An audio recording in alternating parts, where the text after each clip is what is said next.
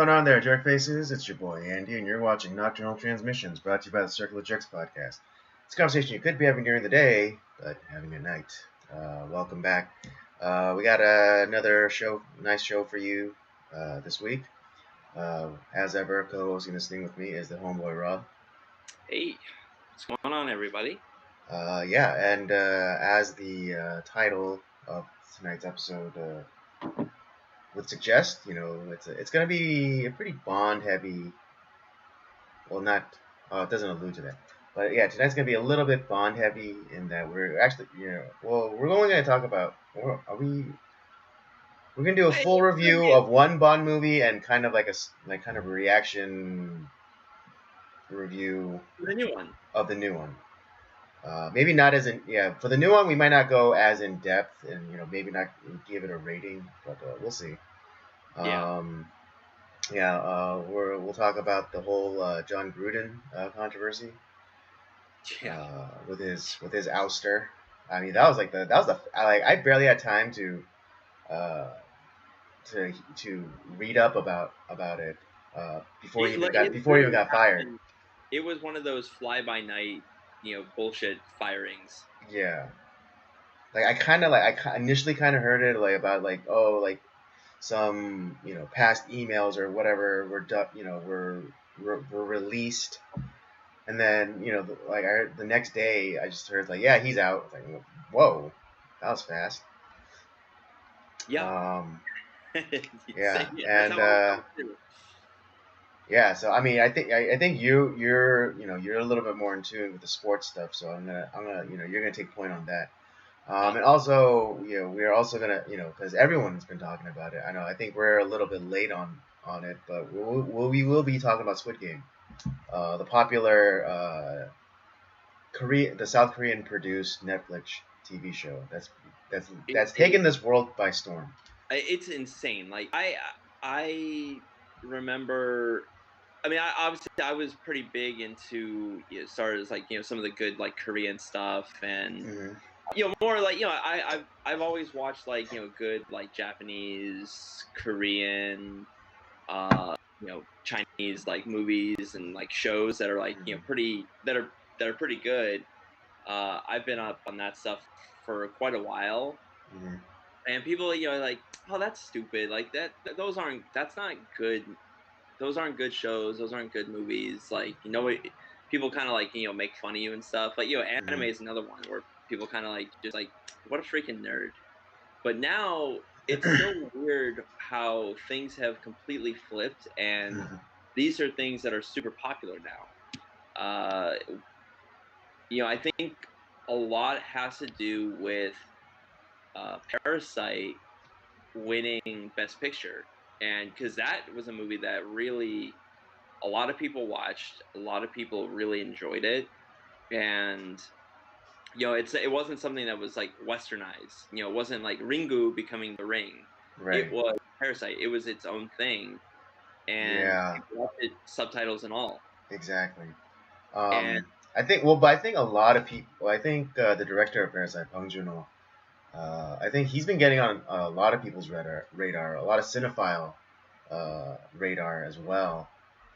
Just because of his prior work. I think Snowpiercer, which regrettably I still haven't watched, but I hear amazing things about. Enjoy that one. That's the one I watched. That was his first one that I watched. Right, and he also did The Host, which I think they did make a remake of it, like a Western remake, but I don't think it was received very well. The one because I started going back into his library of movies just to kind of I really like him as a director. What was the one that I watched that was really, really good? It was Mother and Memories of Murder. Memories of Murder. I still have to watch that. But yeah, Rob does recommend it to me, so yeah, I definitely want to get on that.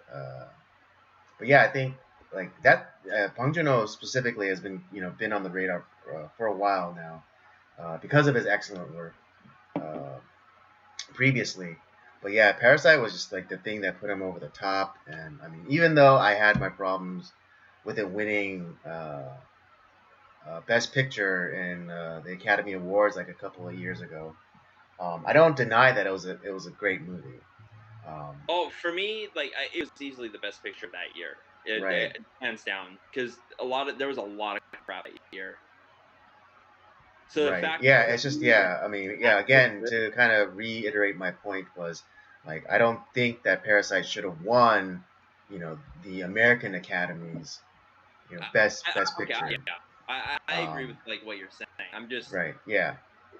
Yeah. I mean, again, and I agree. That was the best picture of that year, but I don't think it should have because it already won best foreign language film by the Academy. So that's kind of like winning best picture, but like in the international category. Um, true.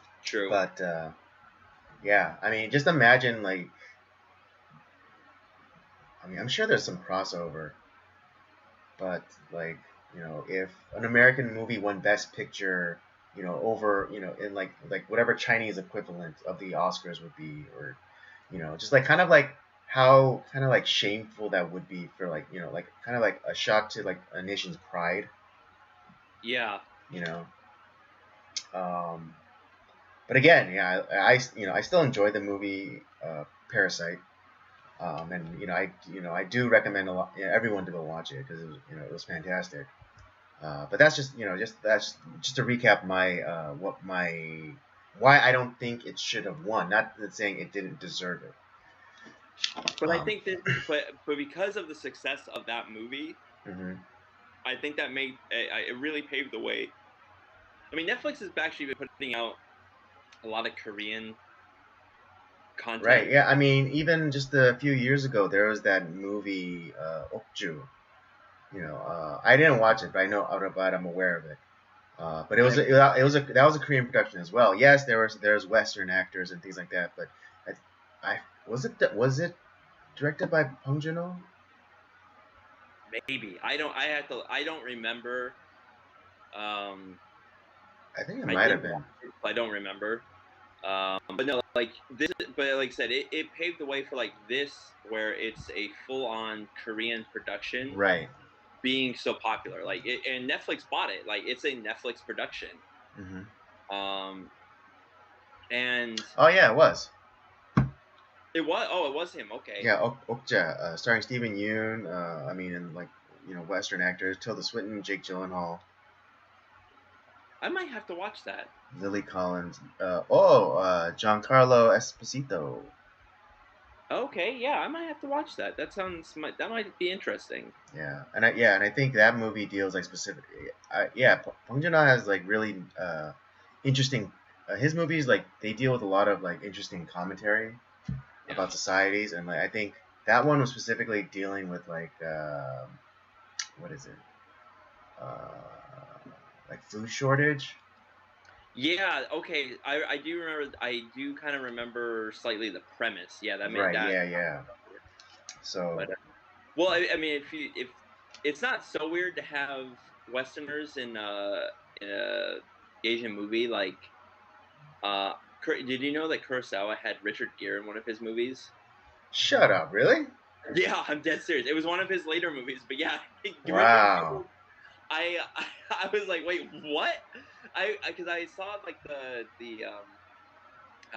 what is it the theatrical poster, Uh and I huh. was like, God, that guy looks a lot like Richard Gere. That's so weird. And I looked up like the cast list for that movie. I was like, holy shit, that's Richard Gere. Why is he in this movie?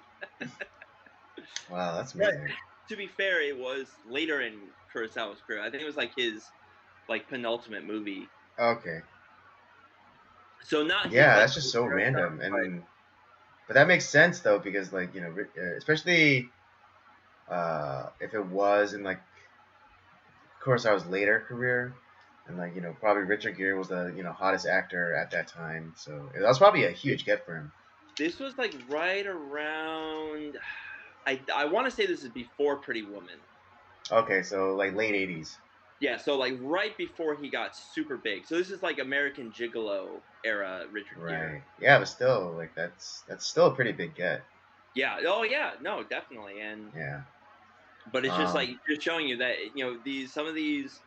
Asian productions, they do sometimes get like these Western stars that are kind of on the uprise. Like Mm-hmm. that's think about like Sergio Leone, an Italian director who doesn't really speak English, got Clint Eastwood and made him super famous. True. That's true. And actually resurrected the careers of quite a few guys like Lee Van Cleef and Eli Wallach. Mm-hmm. So it's possible, like I said, in Kurosawa got Richard Gere, and Richard Gere really took off after that. Mm-hmm.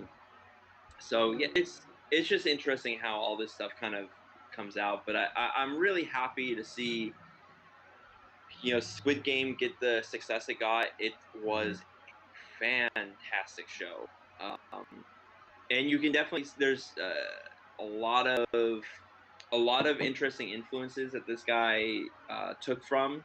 Mm-hmm. But he Oh, wasn't. dude, specifically towards the end. Oh my God, how could you like Kubrick for sure? Oh, I mean, like Kubrick for sure. I mean, yes, there was like little hints and whatever, like especially like how you were pointing out, like with the music choices. But then right there at the end, especially like with the VIPs and the masks and like, yeah, oh yeah, you know, that's dude, that one the one with the I guess the tiger mask and like who's like try to get the cop to like suck him off.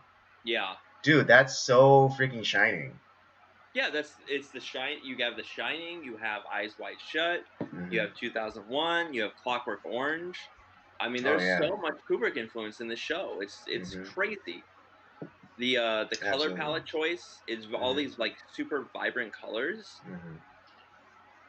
Yeah. Um, you have. I mean, Well, I obviously, mean, like since we already started, I guess I guess this will be the portion of where we'll be talking about Squid Game. heavy spoilers. Yeah, heavy So if you spoilers wanna watch ahead. Squid So Game, stop you've been warned. watching and come back. Yes. But yeah, I mean, okay. Here's my only. I shouldn't say that because I'm still kind of digesting. But right now, here's my only criticism about Squid Game. It's like it's not the most original story. No. Or premise. There you go. Otherwise, I absolutely love this show. I don't think that's what he was going for. He wasn't. No, exactly. No. But what he did is like he took a lot from like clearly the guy watched a lot of Kubrick movies. He probably watched a lot of stuff like Running Man, Hunger Games, Mm-hmm. V for Vendetta. A lot of these movies that he was like, oh, okay, I like that. That's a cool idea. And this is something that he was from what I heard, this is something he's been trying to shop around for like 10 years. And Yeah, that's what I heard too. He's a lot like Sylvester Stallone because he was almost on the streets, Mm-hmm. but he believed in himself and this story that he wrote. And like every time he got rejected, you keep rewriting, kind of keep like fine tuning stuff, and then it finally came to pass where it's like, yeah, we're gonna fund this, we're gonna make it happen. And he got some of the biggest Korean actors to be in it too, because all those guys are super famous in Korea. Mm-hmm. And because I know my wife's like, oh my god, it's this guy. Oh, it's this guy. It's like it's like, but even I who I'm not as boned up on Korean dramas and all that stuff. But like even though I was like, oh yeah, I know this guy. Like he's in a lot of stuff. Mm-hmm. And you see all these people on like this like the variety shows and stuff. Right. So yeah, nothing like super original. But the way that he told the story, from all these influences, he did it differently. He wasn't just like copying and pasting. He was doing his own thing, and it was. Right. Well, yeah, he was like telling the story. Yeah, he was telling a familiar story from his perspective. Yeah, and he did it well.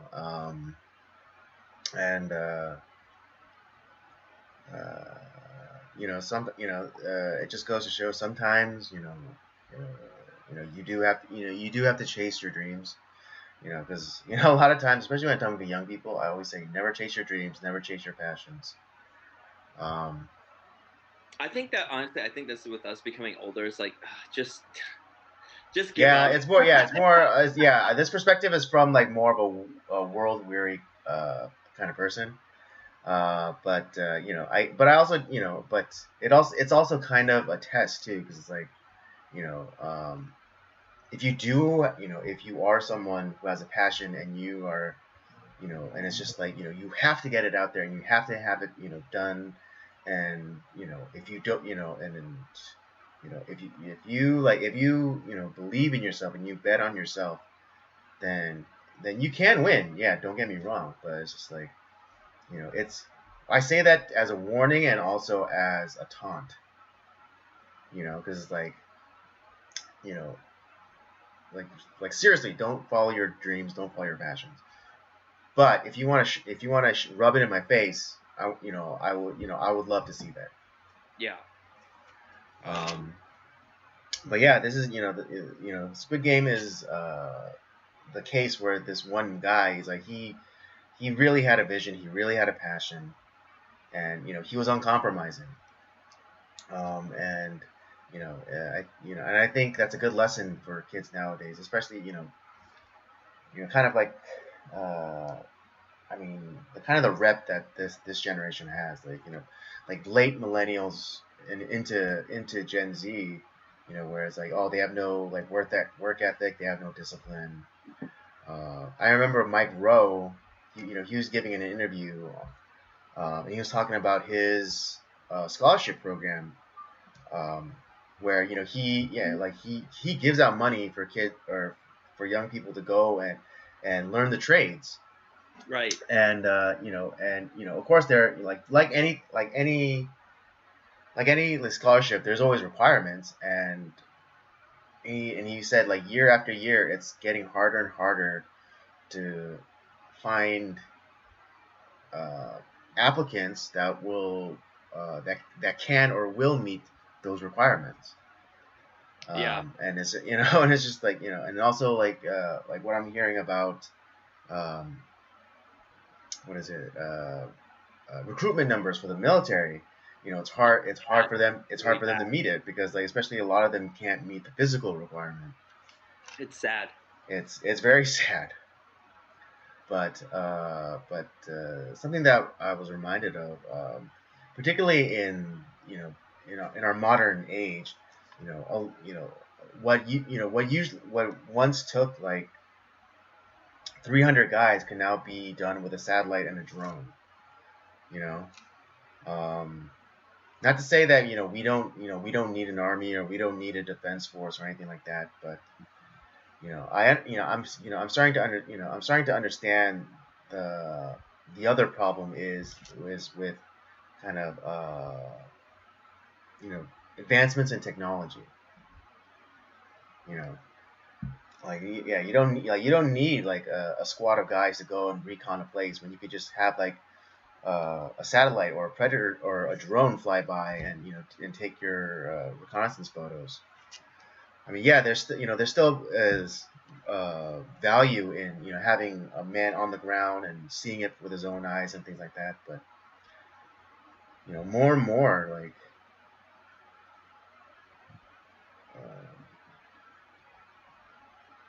it's just becoming the I don't know what I'm trying to say, but I'm saying like I just understand like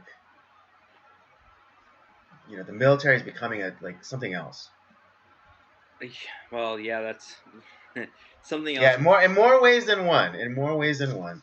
But I mean, yeah, we're getting off track here for a bit. But I'm just saying that it's really good to see someone that like they believed in themselves, they believed in like what they were selling, and they didn't give up, and it culminated in us getting something really awesome that not only like are it's not like some like nuance kind of some small niche thing that we're talking about. Everyone's talking about it, and it's a Korean show. It's like it's subtitled.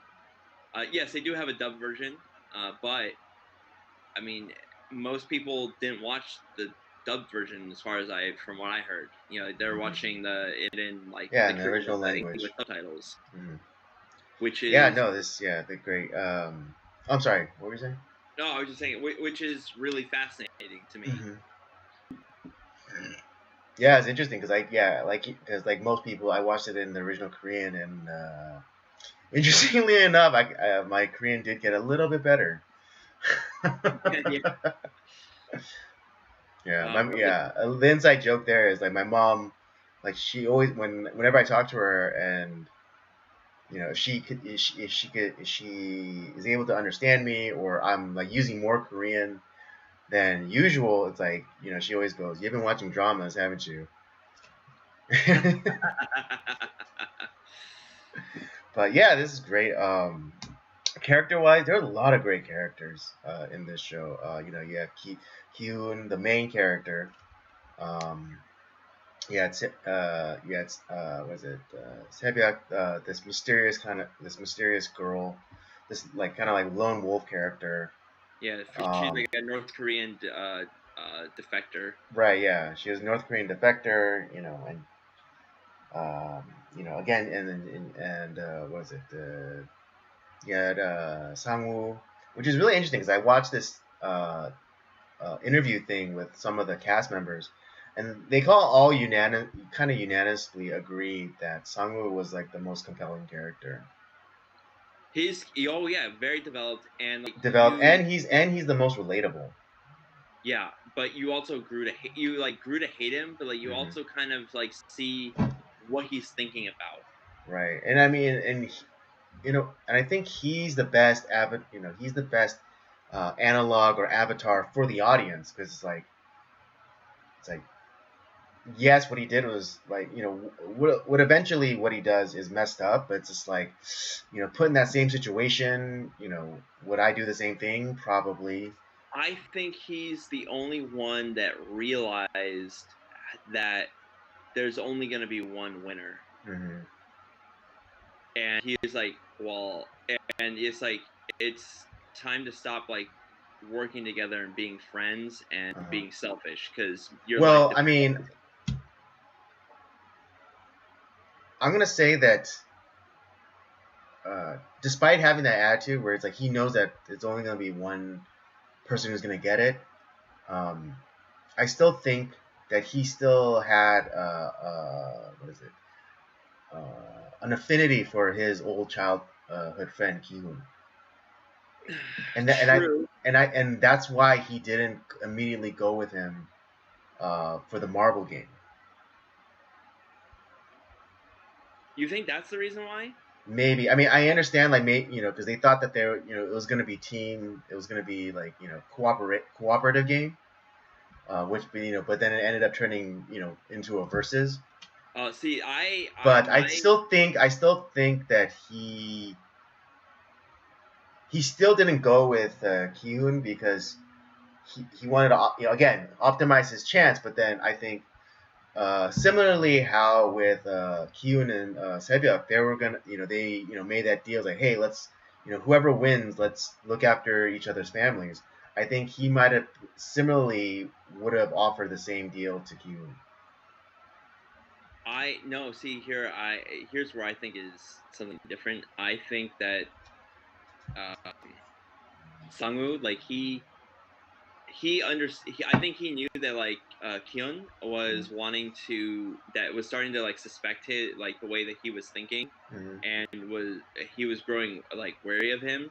So he chose the guy that had like was always like treating him well, like kind of treated him with respect and like believed in him. And he went with the guy that was like the most maybe naive, which was Ollie. And he knew that he could probably like whatever happened, like they had to work together. But if it was something like where they were gonna like verse each other, he could abuse the situation and take advantage of Ollie, which is exactly what happened. Okay. Yeah, because because Gyun, like he started to suspect at the Sugar Honeycombs game, like game 2, because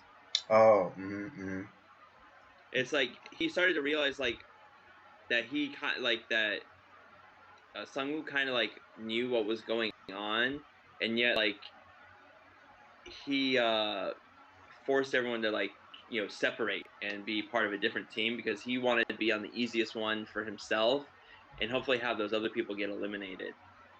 And I think from that moment on, Kyun, like whether it wasn't always like it wasn't like overtly stated by him, but he suspected something in his head that you couldn't trust him. Okay, that makes sense. Yeah. Yeah, and that's also because Sebyuk, she understood, like, she didn't trust anybody, and she knew that, like, this guy can't be trusted. So and in this case, like, she kind of knew what was potentially like happening, and so that's why she followed him to like the that in that game, because he was going to like where what was going to be easiest. Right. Well, I mean, yeah, I don't remember exactly. Correct me if I'm wrong, but he overheard Sangwoo. He overheard Sebyuk and that other woman talking, and she said that she saw sugar.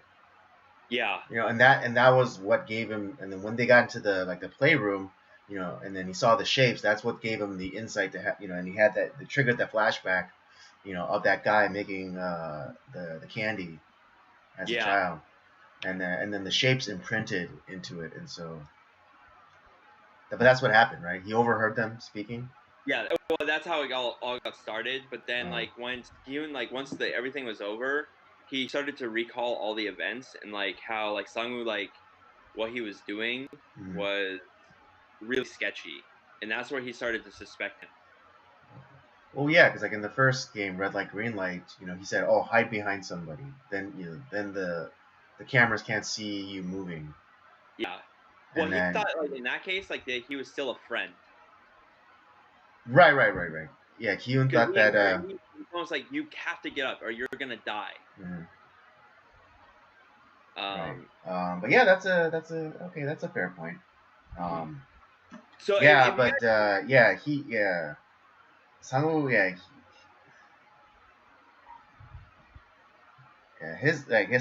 his moral compass was definitely bent. Well, it had been bent from like all these characters had like some not exactly the best life or the best like morals. To be honest, I think the only like real like moral person was probably like there's maybe two. There was like Ali and Sebyuk.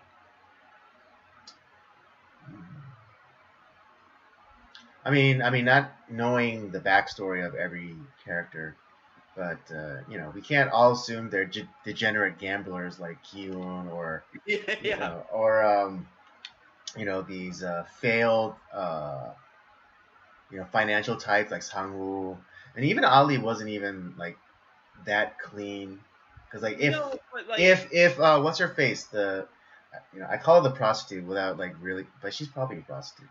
But 100% she's a prostitute. Yeah, but the prostitute lady, you know, she accused him of being an illegal immigrant or a legal alien, which might possibly be true. So in a way, I mean, even you know, lovable Ali work in some like you know kind of like crappy situation.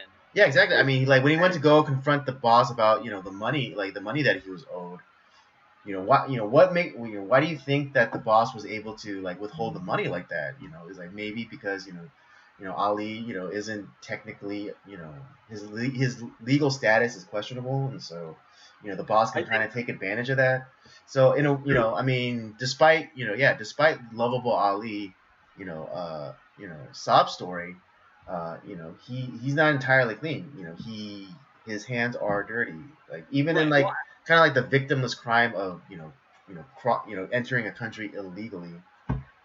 Yeah, and that's where it's like yes, I do agree with you. Like no character is clean in any way, but compared to like everyone else, like the guy has a good heart.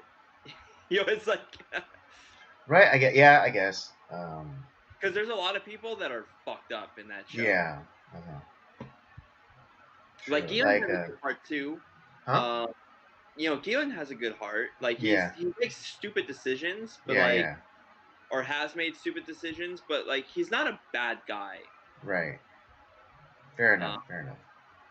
Sangwoo he's fucked up. Like I think he's like the fact that he essentially like sold out his mom's like future and and probably a lot of other people's stuff, like where he he was under suspicion of embezzlement. So yeah, he's like a Madoff type of like yeah. So he over not So only like other people, but even his own family for money. right. Um, yeah. So I guess like yeah, and then there's like the mob guy. What was it? I forget his name, but it's like Tewak or Tesu or Tesu. it's something along those lines. But he has a Yeah. tattoo on his face. Yeah. Like yeah. Tattoo. Like he himself showed that uh he I mean obviously a gangster who got too greedy. He would take from like his underlings, but then he got Everything's gonna bubble. avarice took over from, and like he stuck his hand in his boss's pocket, and so um, That got him in trouble. yeah, that got him in trouble. Um, But yeah, but yeah, the Marvel game was like the hardest to watch. well, all the games From were tough because all you the yeah, but specific like emotionally, it was the hardest one. true. Because you had Sephyuk and that other girl, I forget the character's name, but she had like they both had fucked up lives. Uh, Well, the but other girl had been like but raped by her dad. yeah, and then like yeah, and she killed him. After like Maybe or maybe not in self defense. We don't know. Probably not in self defense. But it's really sad because because I'm pretty sure Sephyuk had being from the north had a hard life, and also having to sneak into South Korea. Like I'm sure she some messed up things happened to her too during that.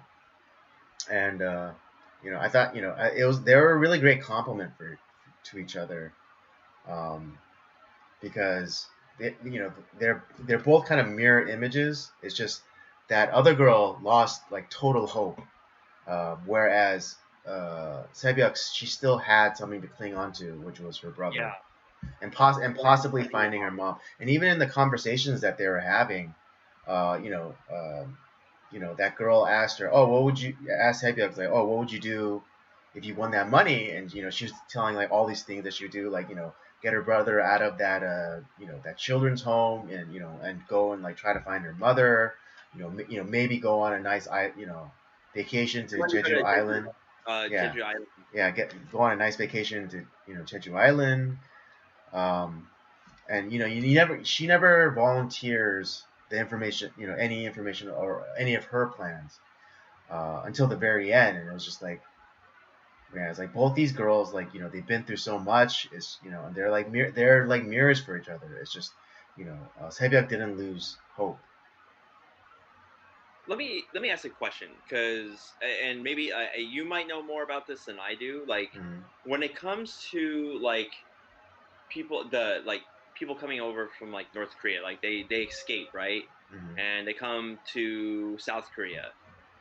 Is that are do people like is or like what does the government recognize that as like you essentially like are would they consider them like illegal aliens, or do they consider is it like just kind of like, oh, you're coming back home essentially?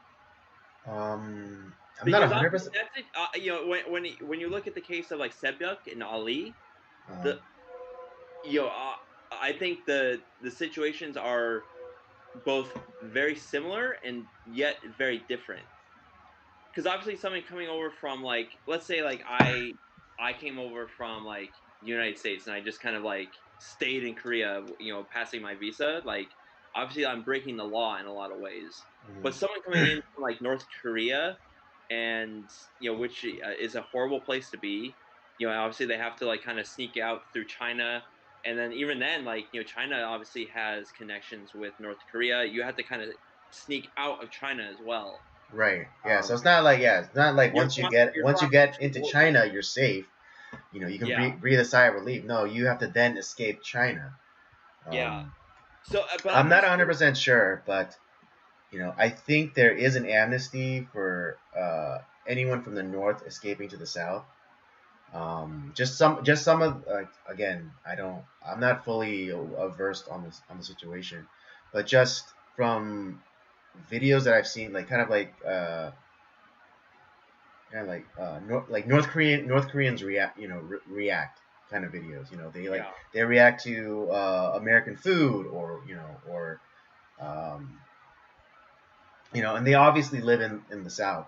But one of the episodes was them telling their stories. This one woman, was talking about how she was, kind of kind of getting acclimated to living in the South, and riding the bus. Like, she saw this one woman just like press her butt to like the scanning thing, and she thought that that's how you paid for a bus ride. You just like put, sticking your butt, yeah, tapping your butt on, on this thing. But it was really like what the South Korean woman was doing was putting her purse up against like this card reader, which her bus pass card was in there, and so she's like quickly like beep, on the thing, and just like, and so. But what she also mentioned was that the government does help defectors with housing and things like that for a little bit, and so I think there is like an amnesty and repatriation program that in Korea. I was kind of like thinking about that too, because like you were talking about with like Ali, kind of he was being called like illegal immigrant by like that one woman, which yeah, he is. That's probably exactly what happened to him. But I was also like just kind of curious, like how is it like it is different. I just like how like the perception from the people, and like, as far as like the government goes, like with like North Koreans, because essentially you're doing the same thing, but obviously it's very different. Right. But yeah, and also because also technically we're it's the same peoples, Right. I mean, I guess for you, because you're part Hungarian, right? Right. Right. So it'd be like if you know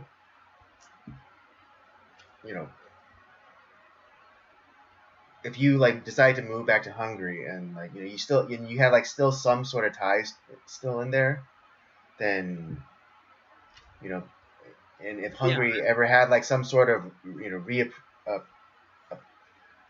Well, I think like what would be like the equivalent is like once the if you're like from Hungary, but you fled before the Berlin Wall went up and like the Iron Curtain went up, and then once all that the Berlin Wall fell and the came Soviet down, Union, communism was and then overthrown, going whatever. back to over there, Right. that would probably be the equivalent. Now, Yeah. obviously, the DMZ has not fallen. North Korea is still a country, unfortunately. But yeah, I mean, yes, I clearly know that it's completely different, different situations. I was just curious if like maybe you knew how like what like South Koreans felt about that situation. Yeah. Well, like there is like still some suspicion too, with North Koreans. There's They're spies that are coming yeah, over. the common trope is like, oh, you're just here to spy on us. Yeah. So it's not exactly like, oh, welcome back to the family, that kind of attitude. Some people, I mean, some people may actually feel that way, where it's like, oh, there are fellow countrymen who are stuck in this awful place, and when they get here, yes, we welcome them with open arm, but then there's still probably some people who go, oh, you're just here to spy on us, you're just here to report back to the enemy, and you want to help destroy this place. I could see like where you would not want to have them in like the military or any sort of like national, like anything that like hindered, like that had anything to do with national like security stuff, yeah. or any sort of like anything that had a lot to do with like potentially dangerous secrets. But I think like as far as like if they just want to be in like normal society and just to like live a normal life, Right, yeah. Let's let them, eat, chocolate pie, and yeah, and watch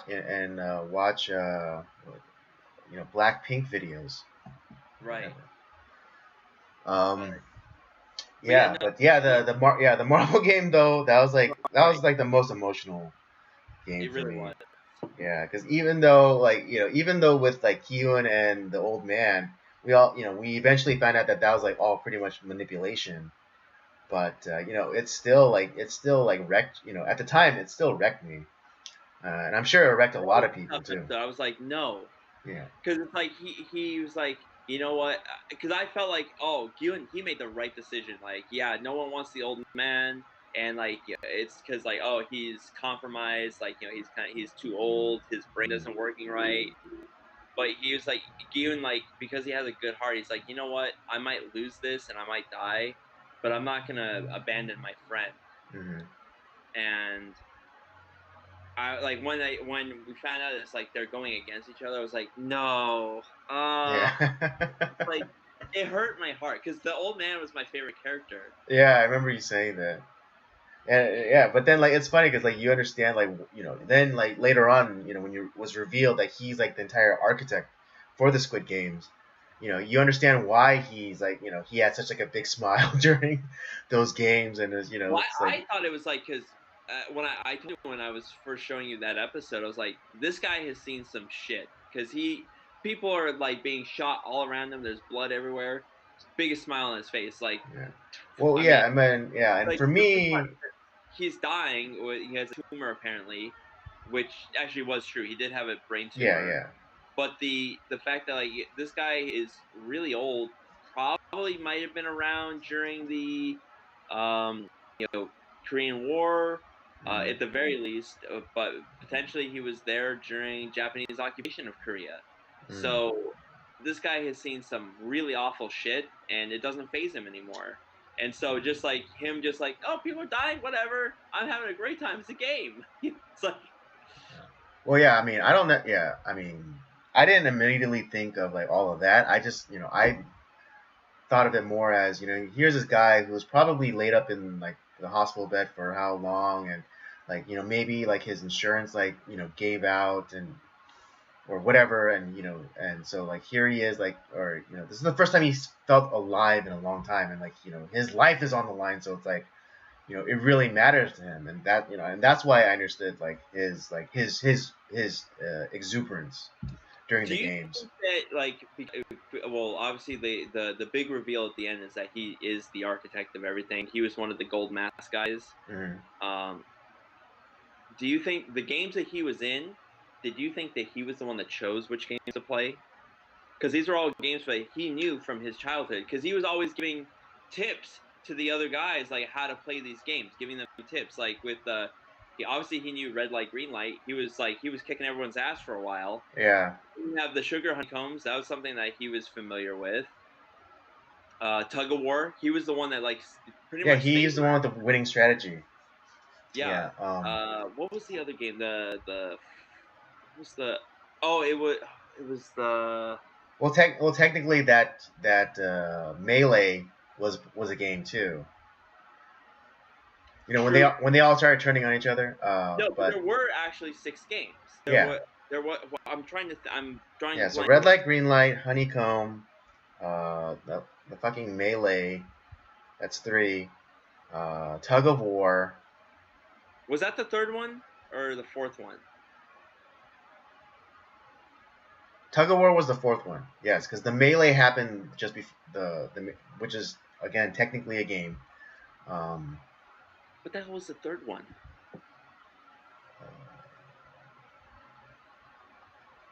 uh, yeah, red light, green light, No, maybe it was. No, no, no. It was honeycomb, melee, Tug tug of of War was the war, third one because after that marble. was fourth one was Marbles, and then you had the Glass Bridge, and then Squid Game. Those were the 6 games. Wait, hold on. Repeat that. So you had Red Light, Green Light, Uh huh. Sugar Honeycombs, Okay. Tug of War. Then you had Marbles, which was the fourth game, Marbles. and then it was the Glass Bridge, Glass bridge. and Oh, then that's Squid Squid Game. Game. And then really it'd be seven though, because they even said that like the kind of induced Well, they weren't like. I don't think that was a game. I think they were just trying to like because there's been too many. Oh, there's still too many people, so they were trying to weed them out. That's right. They were trying to weed out the weaker players. Okay, but they still technically called that a game. Yeah. I know. Yeah. 3B or something like that. Yeah, 3B. Yeah. We should have been freaked. We should have been, more onto the old man's, when like it was only after he like got up and like started, saying like, "Oh, I'm afraid," and like try to appeal to everyone's better natures that the game stopped. Here's another question I have for you, because obviously now knowing what we know, what would have happened had he failed at one of the games? The old man. I mean, obviously, like with the marbles, we know that like we heard the gunshot, but he didn't die, obviously. Right. Yeah. But what about the other games, like Sugar Honeycombs? Because he was not doing well in that game until like he took Giyun's strategy. True. What would have happened in Tug of War? No, I don't think he would have died. What about Tug of War though? They were chained up to that fucking rope. No, he wasn't. He wasn't. I kind of did some research and I was like watching a lot of breakdowns. I think if you go back and how they do like that pan of everybody like after they win, you'll notice that his shackles are not what is it? They're not. He's not chained to them. Yeah, he has the cuffs, but they're not. They don't have like the lock. They don't have the lock thing like the deadbolt. No shit. Yeah. That's. So yeah, he would have been fine. So like, I mean, because again, he's the architect, so he's not gonna get it. It's the equivalent of a diver going into a shark tank. He knows he has like the chainmail wetsuit and the cage around him.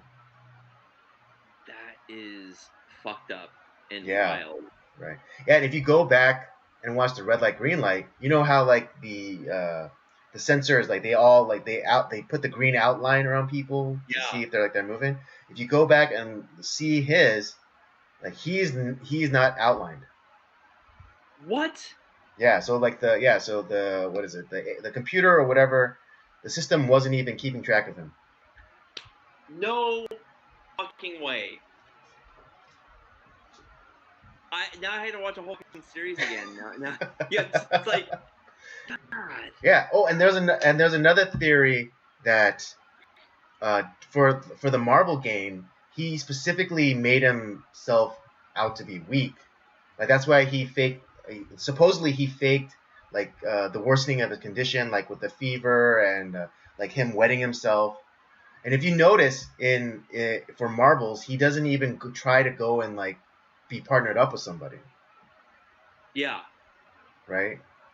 And I think that's when he was supposed to exit the game, or he could have gotten the pass, like because it was weird that the prostitute lady, she got a free pass. Someone was supposed to get a free pass in that game. Yeah, well, either the old man was gonna get a pass, or that was his chance to exit the game. Because the whole understanding was like, if you don't get matched up, you're gonna die. But it turns out that the prostitute lady doesn't get killed. So it's either or. Like either the old man, like would have gotten a pass, or that was his chance to exit the game at that point. Oh my god, that blows my fucking mind. Right. Another interesting theory that I heard was that the very first game, the initiating game with like the pogs, the red or blue or red or green, depending on. Okay, that was actually a way to determine who would be players and who would be workers/guards. Based off like the color that they chose, maybe. Yeah. So if you picked the red one, you could have potentially been a worker or soldier. Because that was my other question too. Is like.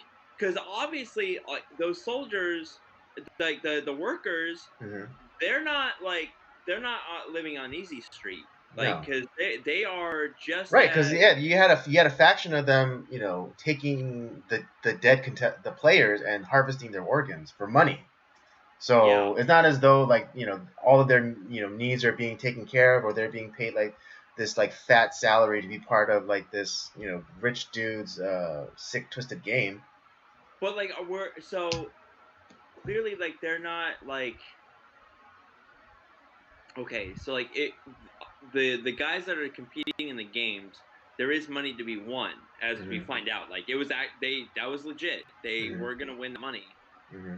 What the hell do the workers get then? Like what's their um what's their compensation? Like is there some sort of prize for them to win? Well, maybe they do get money, or you know, maybe you know maybe their families get taken care of, because if they're like they're practically living on like this island, you know, all of their needs are met. But what, you know, if they have family members or whatever, maybe all that money goes to them, like their salary.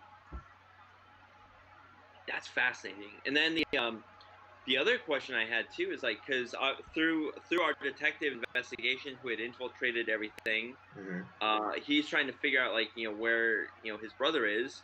We initially assumed that he's maybe like one of the members in the game that got killed, Mm-hmm. but what we find out is that he was actually a past winner of the games. Right. Yeah. Wait. Yeah. And The files go back like into the 80s.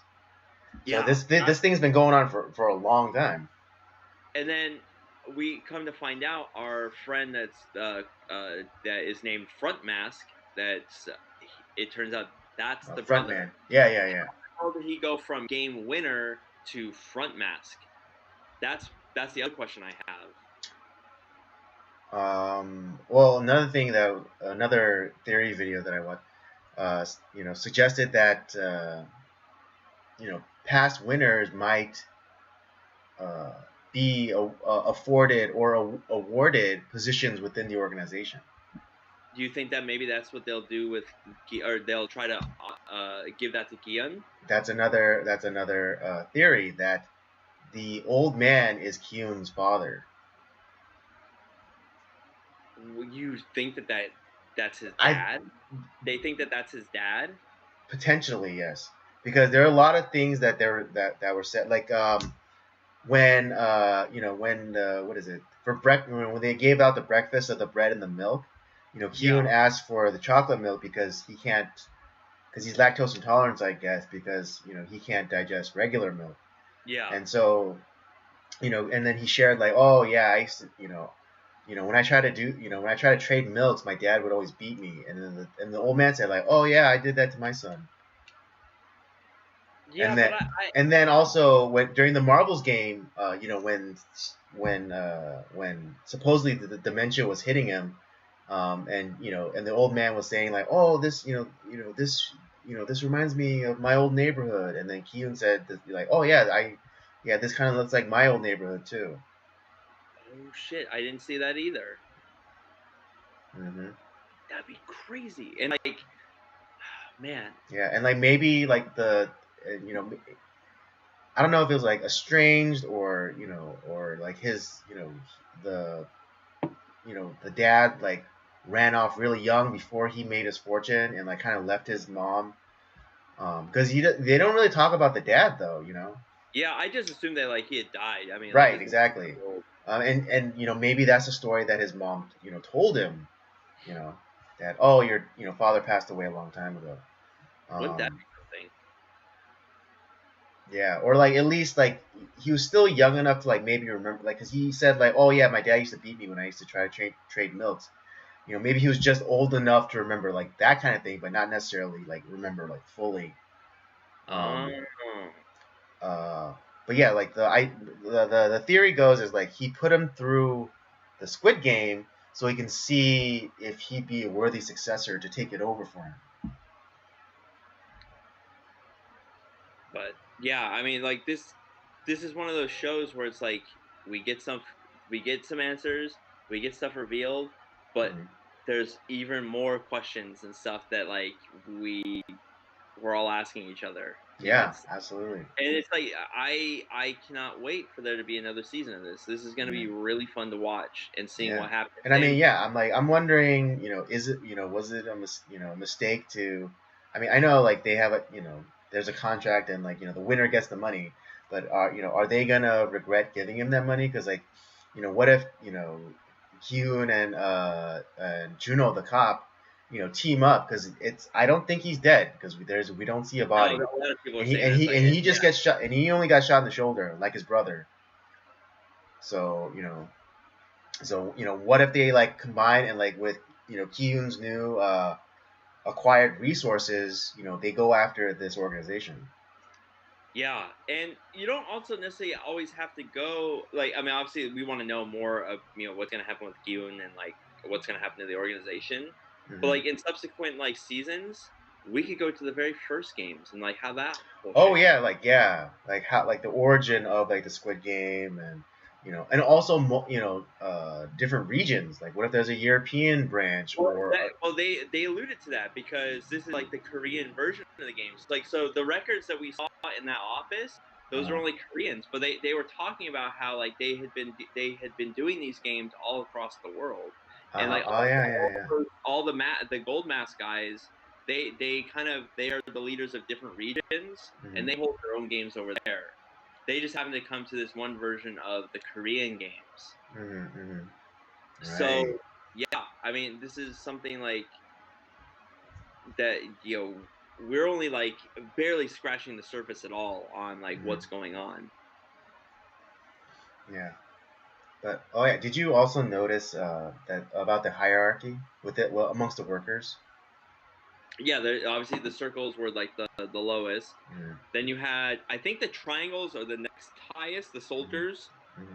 Then it's the square masks. Yeah. But do you realize why that is? No, It's the angles. It's the lines.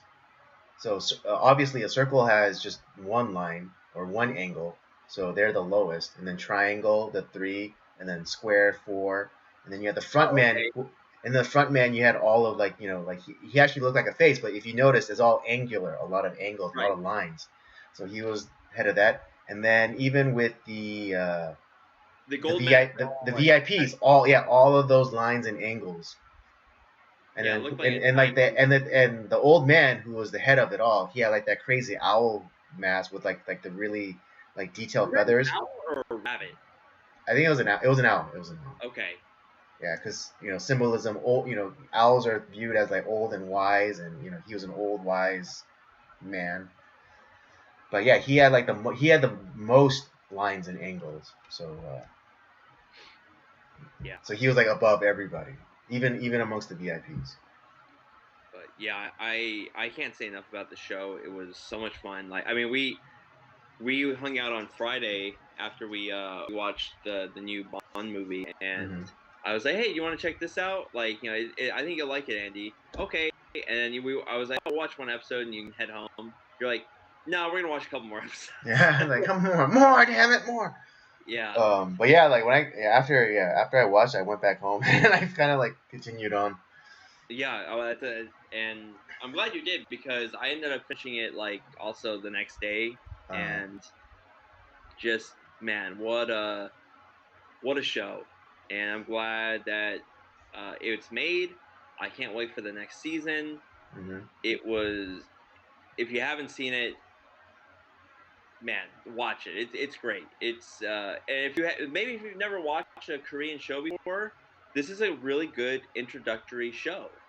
Mm-hmm. Um, and Yeah, there's a lot. especially with like, because I know a lot of dramas, they have like a really kind of lo-fi quality to them, and they're what they are is Korean soap operas. That's all.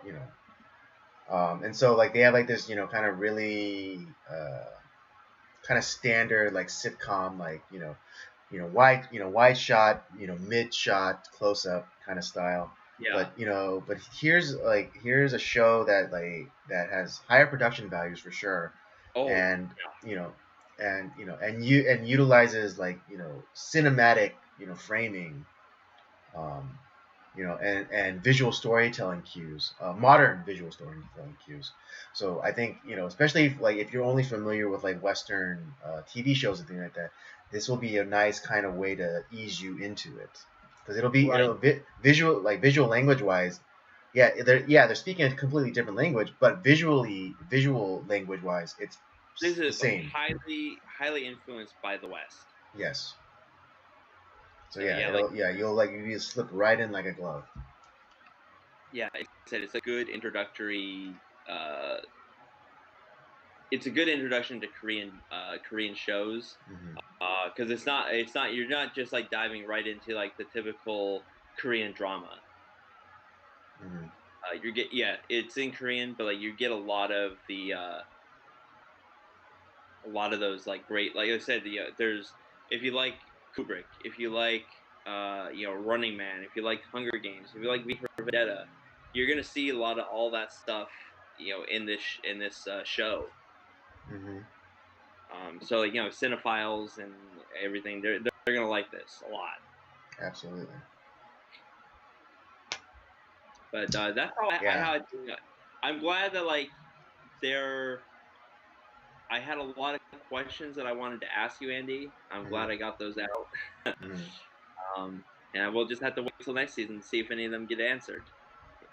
For sure, yeah. I'm really looking forward to the second season. Interestingly enough, there was something similar to Squid Game that came out just like the year prior was Alice in Borderland, a Japanese production. Like that's the next thing I'm gonna watch. Like it's I may actually watch the first episode after we're done with the live stream. Yeah. Oh, you'll like it. If you like Squid Game, then you're gonna like Alice in Borderland. Although I would say I and this is gonna sound completely biased, just because of my ethnicity, but I think I do prefer Squid Game to Alice in Borderland, even though, and to be fair, I haven't finished Alice in Borderland. I'm 2 episodes away from finishing. Isn't it Alice in Borderland? Yeah, it's Japanese. I'm 2 episodes away from finishing it, and I stopped 2 episodes from finishing it because when I started it was at the beginning of this year, and the friend who suggested it to me, she told me like, oh yeah, there's not going to be any new, the second season's not going to come until the end of this year, 2001. So I was like, oh geez, I can't wait for that. So I stopped, and it's not like I started in the beginning of this year. I started kind of like maybe like March or May, or March or April. Well, how about this? If I finish, because how many episodes are there in the season? I think same as Squid Game, because it's released by Netflix too. So I think there's 9 episodes. So there's 9 episodes. Yeah. If you finish the entire season, there might be 10. Would you want to talk about it? If you finish it? Yeah, if I finish it, would you talk about it next week? Okay, if you get if you get 2 episodes away from finishing, and you're saying that I can't stop, then okay, I'll finish it, and then we can talk about it. Okay. But deal. I like Squid Game a little bit better because of how more grounded it is in reality, as opposed to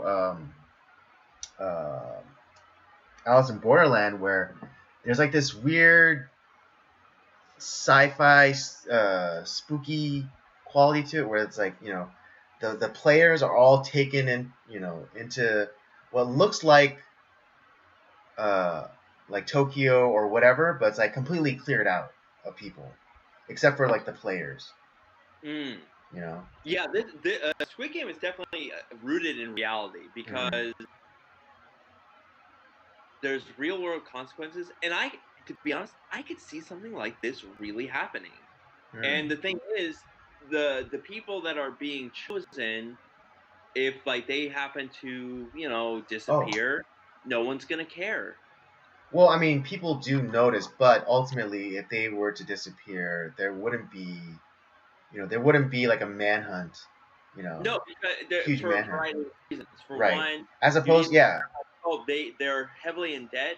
They're probably they probably skipped town to to hide from the creditors, or like they were owed money to the mob. They probably got killed. And like our main character Gillen, he signed away the rights to his body, like where they were going to take organs out of him, and to cover his debts. Yeah. It was a legally binding contract that they would have taken organs out of his body, and there was nothing that could be done about it.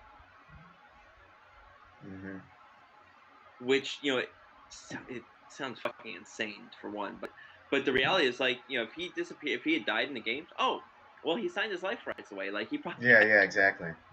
it's like, But that's because Alice in Borderland, it like kind of shifts the players into like this weird parallel like dimension or something where it's like it still looks like Japan. It's still all of these buildings and whatever. It's just empty out of all like the general population.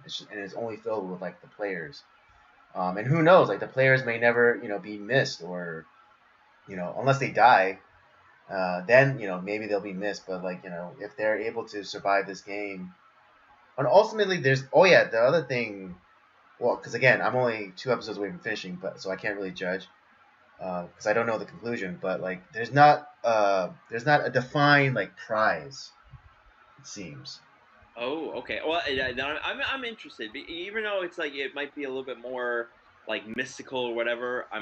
You've been talking about it for a long time, and I finally like kind of like looked at like kind of like read the description. I was like, all right, this sounds kind of fun. Yeah. No. I like first episode, I was hooked.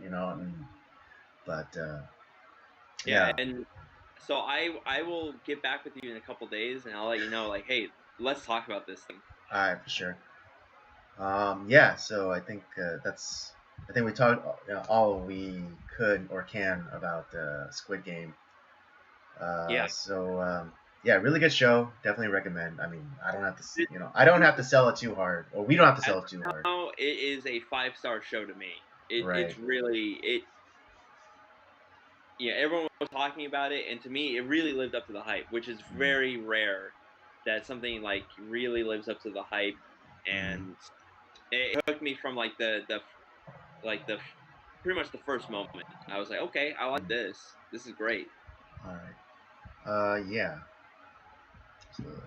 All right, let's move on to the next topic. Let's talk about the John Gruden things. I don't think that's going to be too much.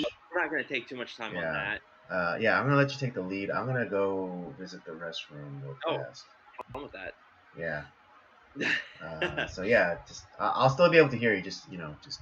I won't be able to really respond, but I'll be able to hear you.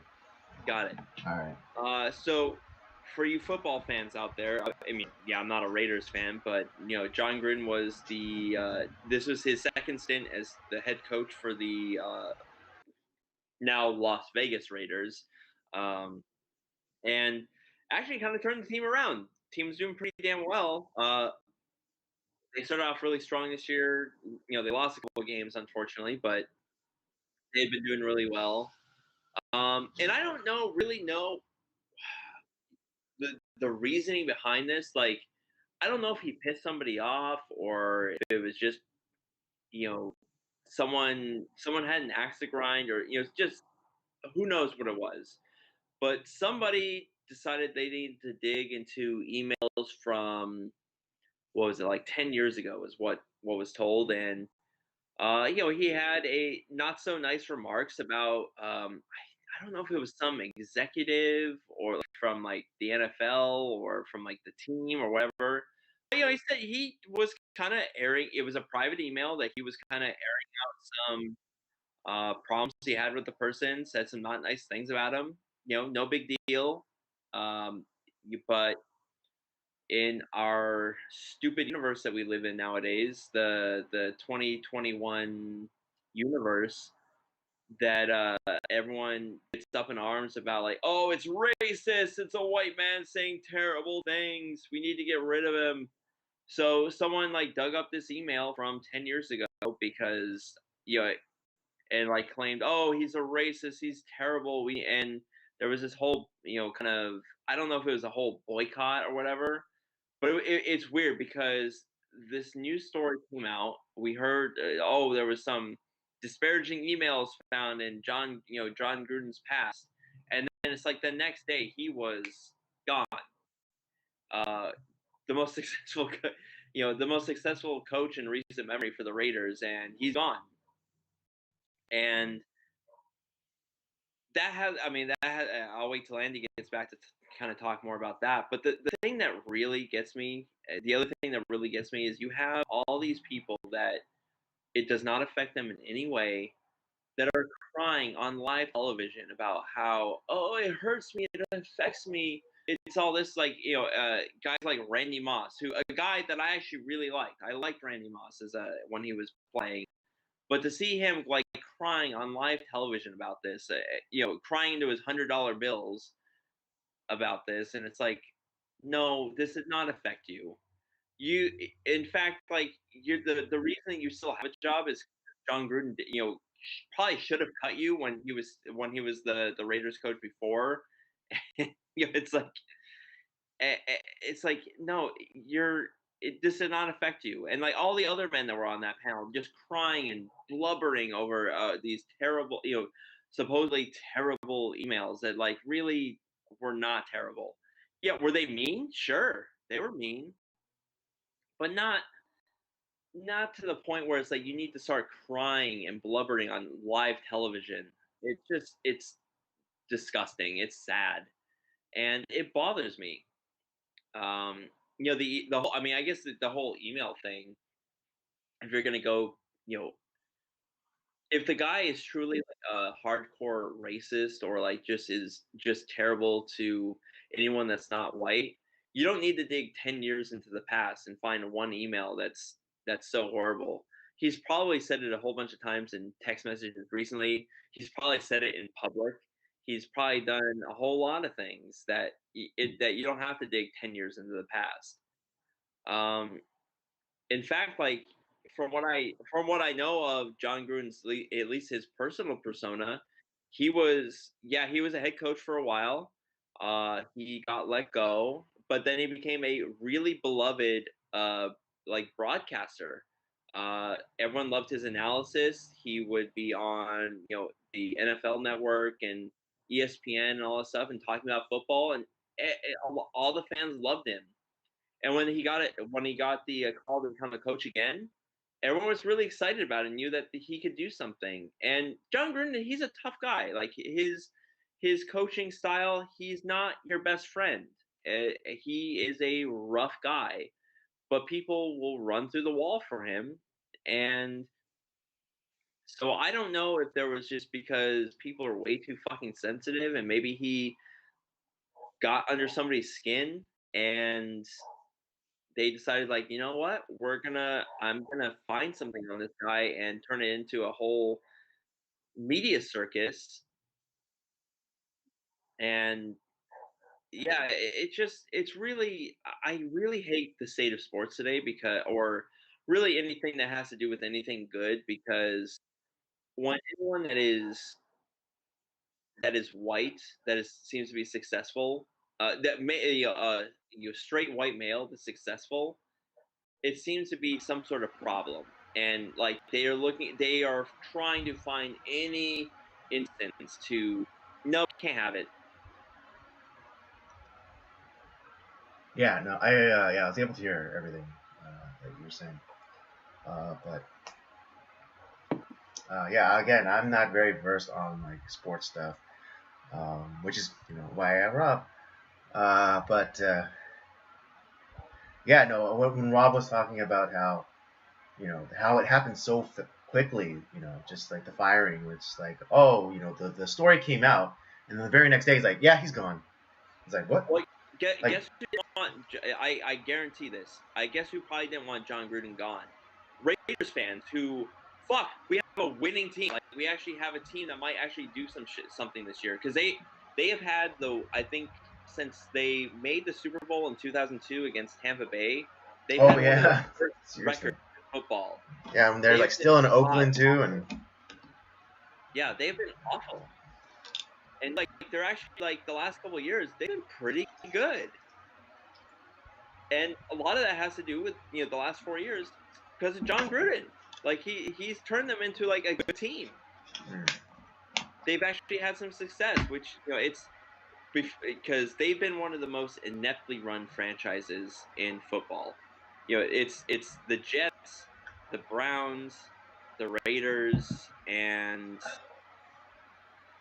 what's the other team? Like the Lions.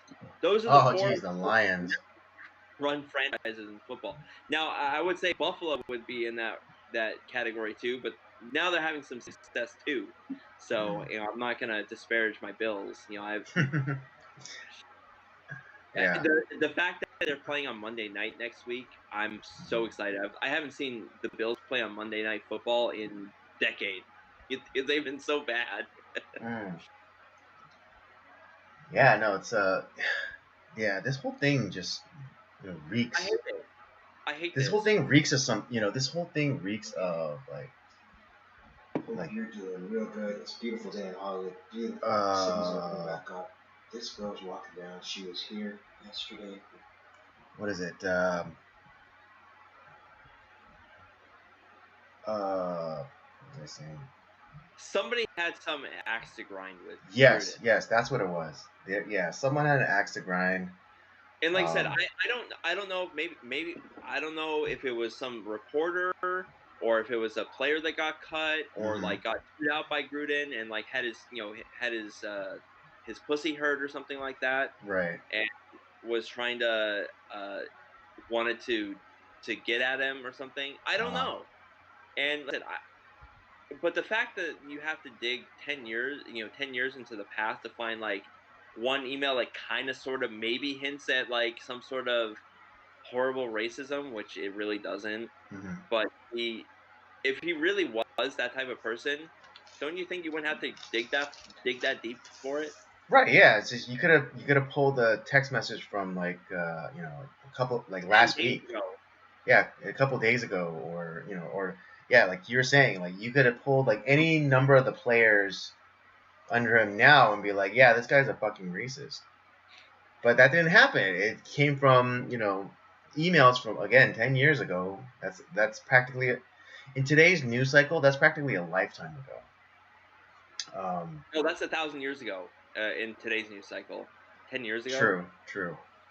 That happened in ancient times. Yeah, seriously, like literally, that's a cave painting. Exactly. I couldn't put it. Yeah, I was like I was searching for it. It was like coming right there, but then you think you with the assist. Yeah, it's just like I'm tired of like the secret racist crap. I want like overt racism. And like and even like and it's kind of and again it's kind of like the Donald Trump defense, but it's like this is literally locker room talk. Yeah, and I forget the guy's name, and I can't remember if he was like some sort of executive for the Raiders or if he was a football executive that was kind of being dickish and was pissing everybody off, and he was and Gruden is not one to he wears feelings on his shoulder, on you can see it on his sleeve. Yeah, it's hard on his sleeve. Yeah, and so if someone like is being a dumbass or like doing something that's like kind of like pissing him off, he's gonna say it, and he's not gonna say anything nice about the guy. So yeah, he maybe made fun of his looks. Big fucking deal. And yeah, I mean, just imagine if it's just so stupid. But let's say the races were parody. So like he was talking about another white guy. It's like, oh man, his lips are skinnier than a pencil. Yeah. No big fucking deal. No big deal at all whatsoever. But because it was a black guy, it's like, oh no, racism. Oh, it was like he was whipping him with, like in the antebellum South. It's like, what? Oh, Get over yourself. He was replaying Roots all over. Yeah, exactly. It's like the whole like Toby scene. It's just like no. A movie that I don't think we'll ever review on this show. It's like I don't know. Maybe Roots. Maybe I don't know.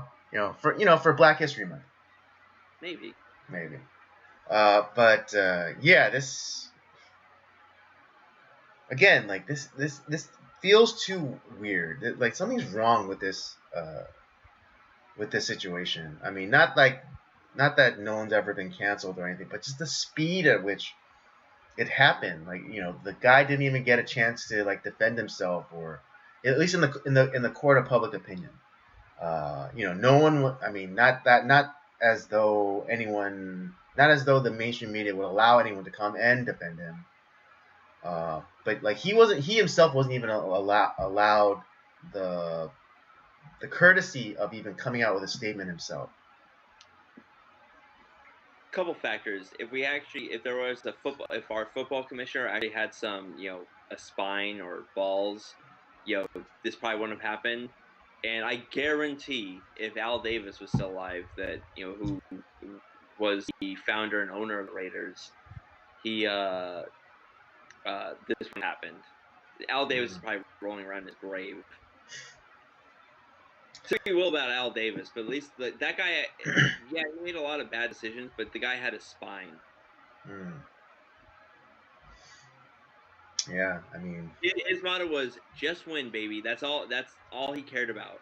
As long as you're winning, that's all I give a shit about. I don't care what you say, what you do, just fucking win the game. Absolutely. But yeah, it's a stupid controversy. I hate it.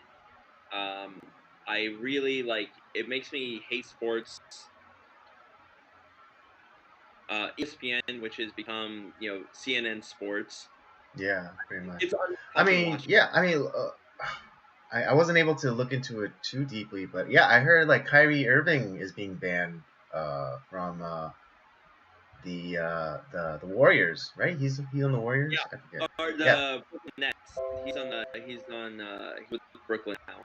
Oh, okay. But yeah, like he's being, I don't know if he's put on suspension or something, but he until I think the ownership, I don't know if it was the league or if it was the ownership of Brooklyn, said that if he doesn't get vaccinated, he is not on the team. And you know what? If his teammates had any balls, they'd say like, well, you know what? If he's not playing, we're not playing. Right.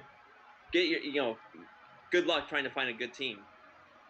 Yeah, I mean this fucking stop. I know this, but that's never gonna happen. No, of course not, because because a lot, yeah. And honestly, I hope even if he gets called back, if the Brooklyn hey, Kyrie, come back. It's like I hope he tells them to go fuck themselves, and he's like, I'm never playing for this team ever again. Yeah, I mean seriously, right now, like the black players, all the black players should be united right now behind Kyrie Irving. They're not. They're not going to. I realize this, but if there were any time to for black people to be united, would be right now, especially behind Kyrie Irving. Because especially since I know they don't know this, but a lot of like the big black big names in the black community or whatever, I know they don't know this, but they don't know that the vaccine hesitancy within their own supposed group is like 78%. And it's like, why do you think that is? The fans should support Kyrie Irving. His fellow teammates should support him, and this shit will stop. But no, exactly. But they're not. I know it's not gonna happen. Yeah, this situation kind of reminds me of this cartoon, The Boondocks. But they had like this kind of like fantasy thing about like how like black people started to be like united and stuff, and this is like during the Bush era too. So what was it, like the NBA in the cartoon, in like this kind of like fantasy sequence, the NBA all the black players of the NBA stage a strike until they bring like all the soldiers home from like the Middle East and stuff. It's just kind of like this kind of like wish fulfillment of like a unified black community or whatever. But like, yeah, this is what it kind of reminds me of. But it's not. They're not doing the thing that they did in the cartoon. Yeah. I mean, like, good luck if you're waiting on that. Like, you're don't hold your breath. Yeah, don't. That's why this idea about like, the black community or the Asian American like Pacific Islander community, or it's horseshit. It's horseshit. Yeah, because like black people are not a monolith. Hispanic people are not a monolith. Dude, like, yeah, I mean, just look at all the Spanish speaking countries in South America. Like, they all fucking hate each other. Yeah. Yeah. I mean, hell, like Asian people hate each other. Like Chinese people hate Koreans. Koreans hate Japanese. Japanese hates everybody else. What, dude? It's one of those things. There was a great bit by Bill Burr kind of talking about this, where it's like, where when shit goes down, like he was talking about, like in like other communities, like occasionally there's like the black community will rise up. It's like when it comes to white people, there's no brothers. It's like we are a group of individuals, and if we see some guy getting beat up, it's like, well, that guy fucked up somewhere. I know, he deserves it for some. Yeah, he obviously deserves it. Like it's every group. Like my wife, she's not a fan of like Chinese people, or like she really doesn't like other Asians very much. And I kind of like I get it. Like yeah, all them jungle Asians. I'm just not a fan of them jungle Asians. Yeah, it's the same. Like, but like I know like a lot of like my like friends' parents, like who they hate Japanese, they hate Chinese, they hate a certain generation of Koreans really hate Japanese people to the point where they will not buy a Japanese product. Like they won't buy Japanese rice cookers. They won't buy a Japanese car. They won't associate with any Japanese people. It's really like, and I do, dude. I remember I had this one friend who he was like half Japanese, and I remember he was like, "Dude, you guys need to get the fuck over it." It's like, I could see like where if somebody like our age, like if you like, let's say like you were Korean, like, and you had like this let's say I was Korean. I can see like get the fuck over it. But like he's talking about like the people who fucking lived through like a lot of the tyranny of the Japanese. Like there is no fucking getting over it. Like that, there was a lot of horrible shit that happened to them, and I get why they don't like the Japanese. I get it. Yeah. So I mean, I had a Japanese friend. Like I would joke around with him all the time when he like, whenever we were kind of had like playful disagreement. I'd always say it's like your grandfather raped my grandmother. Just like how it would be like if I would say like, hey, you know what? Why don't you get over the fucking nuclear bombs that we dropped on your ass? Yeah, right. Yeah. Like, come on. It's like the Joe Biden excuse. It's like that happened. Like 70 years ago. Get over it, man. Yeah, it's just like. I understand, like people don't like like even in like the South America, like they're different countries for different reasons, like for reasons they don't like each other. Bolivians are not like Hondurans, Chileans are not like Brazilians. It's like they a lot of, maybe they like each other, but like there's a lot of reasons why, like that's why there's borders for a reason. It's not it's not because like, hey, we're all this kumbaya like one nation crap that like right. It's like I'm brown, you're brown. I speak Spanish, you speak Spanish. So we're brothers. Yeah, that's not how it works. Keep wanting to push on like the Build Back Better crap. Yeah. It's like we're not from like one nation, no borders, craziness. Like that's not reality. Hell, even like the United States, like we still have borders within our own country. Yeah, I mean, the states are supposed to function equivalently to independent countries. And for up until by the end of the Civil War, people thought of themselves like, I don't want to, Robert E. Lee, like I do not want to take arms against my countrymen. Speaking about Virginia, because Virginia was separate from New York or Rhode Island. They weren't. Yeah, or like Illinois. Yeah, it's not the same thing. Yeah, not the same thing at all.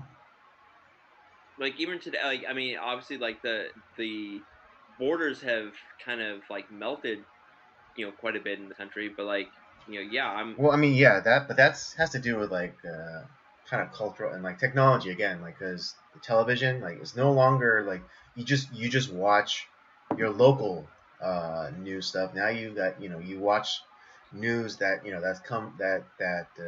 from New York or from Seattle or I could watch from Korean Georgia. If I really wanted to, like that, it's, or if I wanted to watch something from like Taiwan, I could. Right, but then also just like kind of like the language too, because like more and more like accents have become like homogenized, and that's through broadcasters who speak in a very particular sort of way, and and with a certain intonation. And I kind of so, wish we had kind of kept that like old time radio from like the 40s. oh yeah, the Mid Atlantic Flash. Yeah. God, I wish we had kept that. That would have been awesome. Yeah, but that was just more of because of the equipment. I understand that, but yeah. I really wish I had stayed. Yeah, just for for the fun of it. Yeah, Flash. News out of Afghanistan. Yeah. But yeah, I totally get what you mean. Yeah, there's a nice there's nostalgic thing about the Mid Atlantic accent. Yeah. I mean, I understand it was developed out of necessity, but there's something very charming about it too. Very charming. But yeah, that. Like I said, that's all I have to say about the Jon Gruden situation. It's a fucking travesty. Mm-hmm. Football is worse off for it. And honestly, the Raiders are probably gonna, they won the first 3 games in the season. I don't think they're gonna win another game. Mm. I think they're gonna go, 3-13 on the year. I think they're gonna. Yeah, I mean, I definitely think that they're gonna be one of those teams that's gonna be a flash in the pan. Like they had this really, promising future, but it was snuffed out. So. Yeah. But you know what? My team is doing great, so I'm happy. Yeah. I know, that's all you care about. Fuck the Raiders. Yeah, and I mean, and if I had a football team, I'd be probably ecstatic too, and I'd only be focused on my team. I don't really have a football team, so. That's because in baseball, like because the different leagues are it's like the National League and the American League. Like there are a few American League teams that I like. I like the Detroit Tigers. I like the Tampa Bay Rays. But when it comes to the National League, fuck all those teams. It is the Dodgers. I only root for the Dodgers in the National League. I don't give 2 fucks about like any of the other teams. I want us to beat all of them all the time. Yes. But like in like football, like I don't like any other teams. Like it is the Bills or die. I really don't care. I mean, when I'm watching. I mean, yeah, that's probably the reason why I don't have a team is partly because I was born and raised here in LA, and like we never really had. Recently, we haven't had a team. Yeah, I mean, I was born in the time of like the LA Raiders and the LA Rams. I mean, we got the Rams back, but it's just like they were gone for like majority of my childhood and stuff. So it's like I really didn't have an attachment to either of those teams. And then, and then we got the Rams back, but it's like okay, whatever, I don't care. Yeah, and then we got the Chargers, and it's like yeah, but you're a San Diego team. Yeah, none of those are my teams. I grew up. My grandmother was a diehard Bills fan.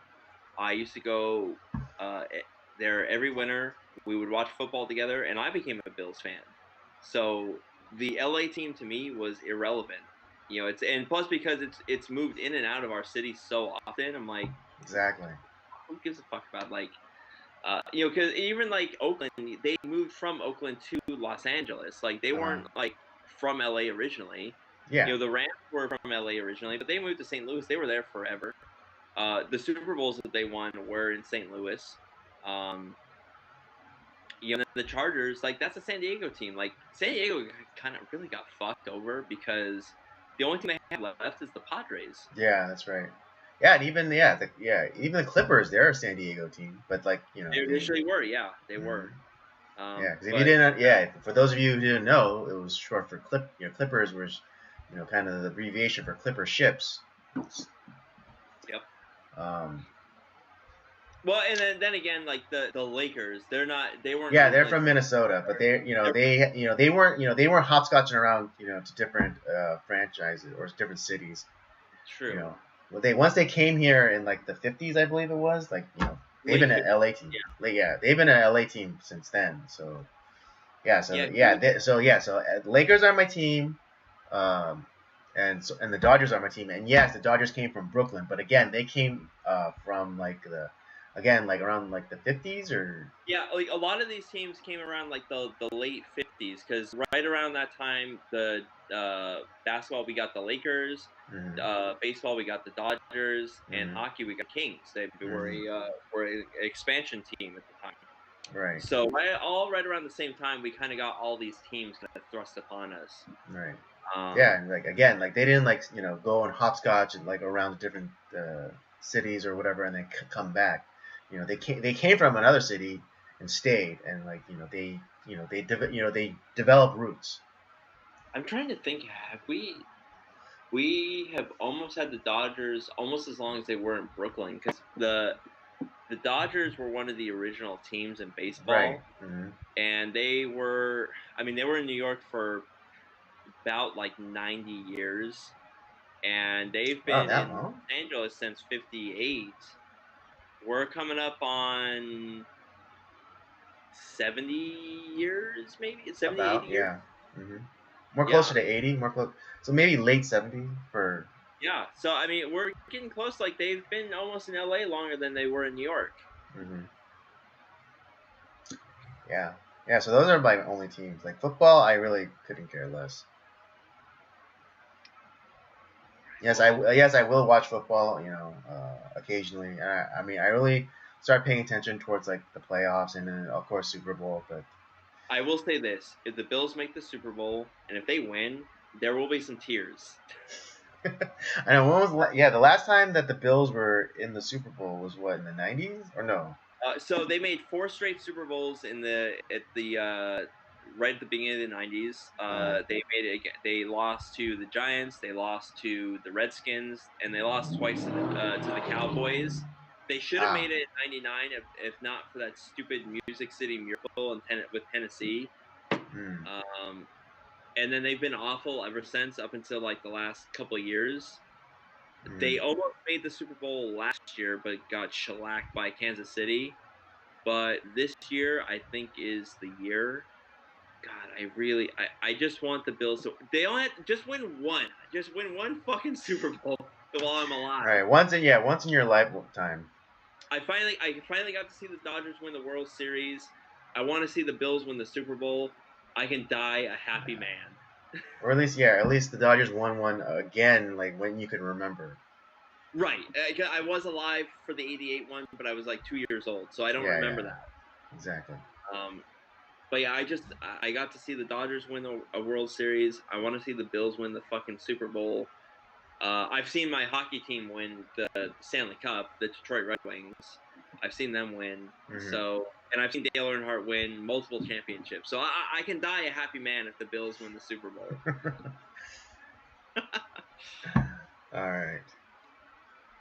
Yeah. So, well, here's good luck to the Buffalo Bills. Fuck yeah, dude. That's why I have Buffalo gear on today. Just kind of. I know you're Buffaloed out, dude. I am Buffaloed out. 'Tis the season. 'Tis the season. All right. Yeah. Okay. Let's. Yeah, because we're we're doing pretty okay on time because we actually started on time today. So. Yeah. So we'll do a. Yeah. So we'll do like a little. Okay. We'll we promised we would talk about the new James Bond movie, but it won't be like an in-depth review. No. I just want to touch on it a little bit because, because I don't know about you, Andy. I actually enjoyed it quite a bit. The trailers really did not do it justice whatsoever. No. Yeah. We discussed all of this prior, but yeah, this is kind of like a rehashing of our conversation after we watched the movie. But yeah, the marketing, like the initial marketing, it did not do any favors for this movie. But the reason I think that they did that is because they're catering to the woke crowd. Yeah, which it's so stupid. Like I understand if you're trying to bring in more people into the fold, but you can't go about it by shitting on the people that have been carrying you this entire time. That's why it doesn't make any sense for like comic books to go like this like degenerate like woke shit when Superman, and it's not even Clark Kent Superman. It's his son John Kent, who's now like bisexual or whatever. Yeah, well, I mean, then you have like Captain America being written by like Captain America comic by Ta-Nehisi Coates, which is fucking awful. I read some of the panels. It is fucking awful. Was he the one? Was he the one behind Captain America being a secret Hydra agent? Oh, essentially, yeah. Okay. Yeah, I mean, you can't. Yeah, you can't. Again, you know, that's why it's so stupid. That's why I hate the gaslighting about like, oh, toxic fandom and da da da. It's like, no. You can, you know, you're welcome to become part of the fandom, but you know, you have to show proper respect. That's why like in a fraternity, the new guy isn't put in a position of leadership because they're the new guy. You know, you have to earn your stripes. You know, and similarly with like, you know, just like in anything else, like, you know, within comic books, you know, you have to show your you have to show your respect. It's fine if you do something different with the comic, but don't shit on everything that has come before.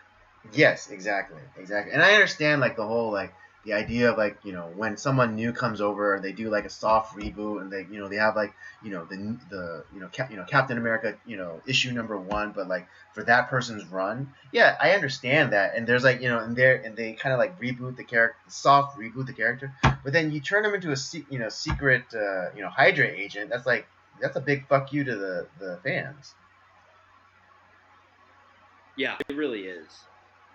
You know, and it's like, and then I mean, they kind of walked it back by saying like, oh no, he was like, you know, like Red Skull used the cosmic cube to go back in time and, you know, altered history, you know, by first recruiting, you know, Steve Rogers' mom, and then it's like, and then they put like some sort of enchantment on him, so he's not really, you know, he hasn't bought into the, you know, the idea, you know, of Hydra or whatever. He's just, you know, he's just being mind controlled essentially. Well, one of the other egregious things that he did with Captain America, and this is kind of going a little bit of a divergent path on this.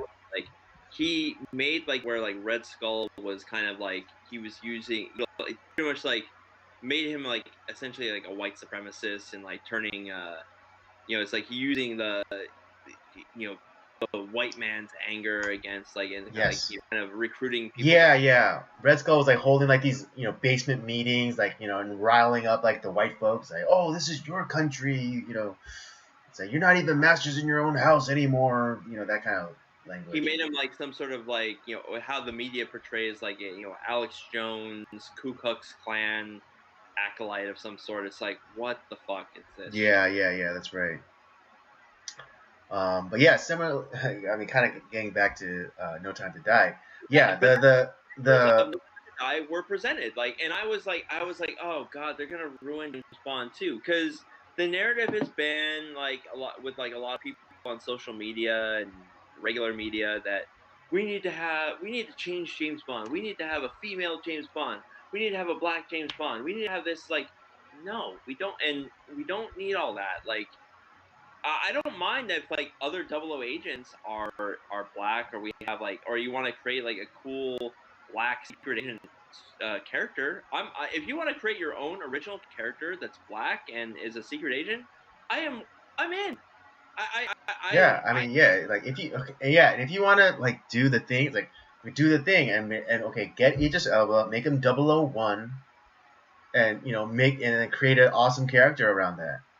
I'd be 1,000% behind that, because I think Idris Elba is really great, actually. Yeah, exactly. And I mean, that's what I've been asking this whole entire time.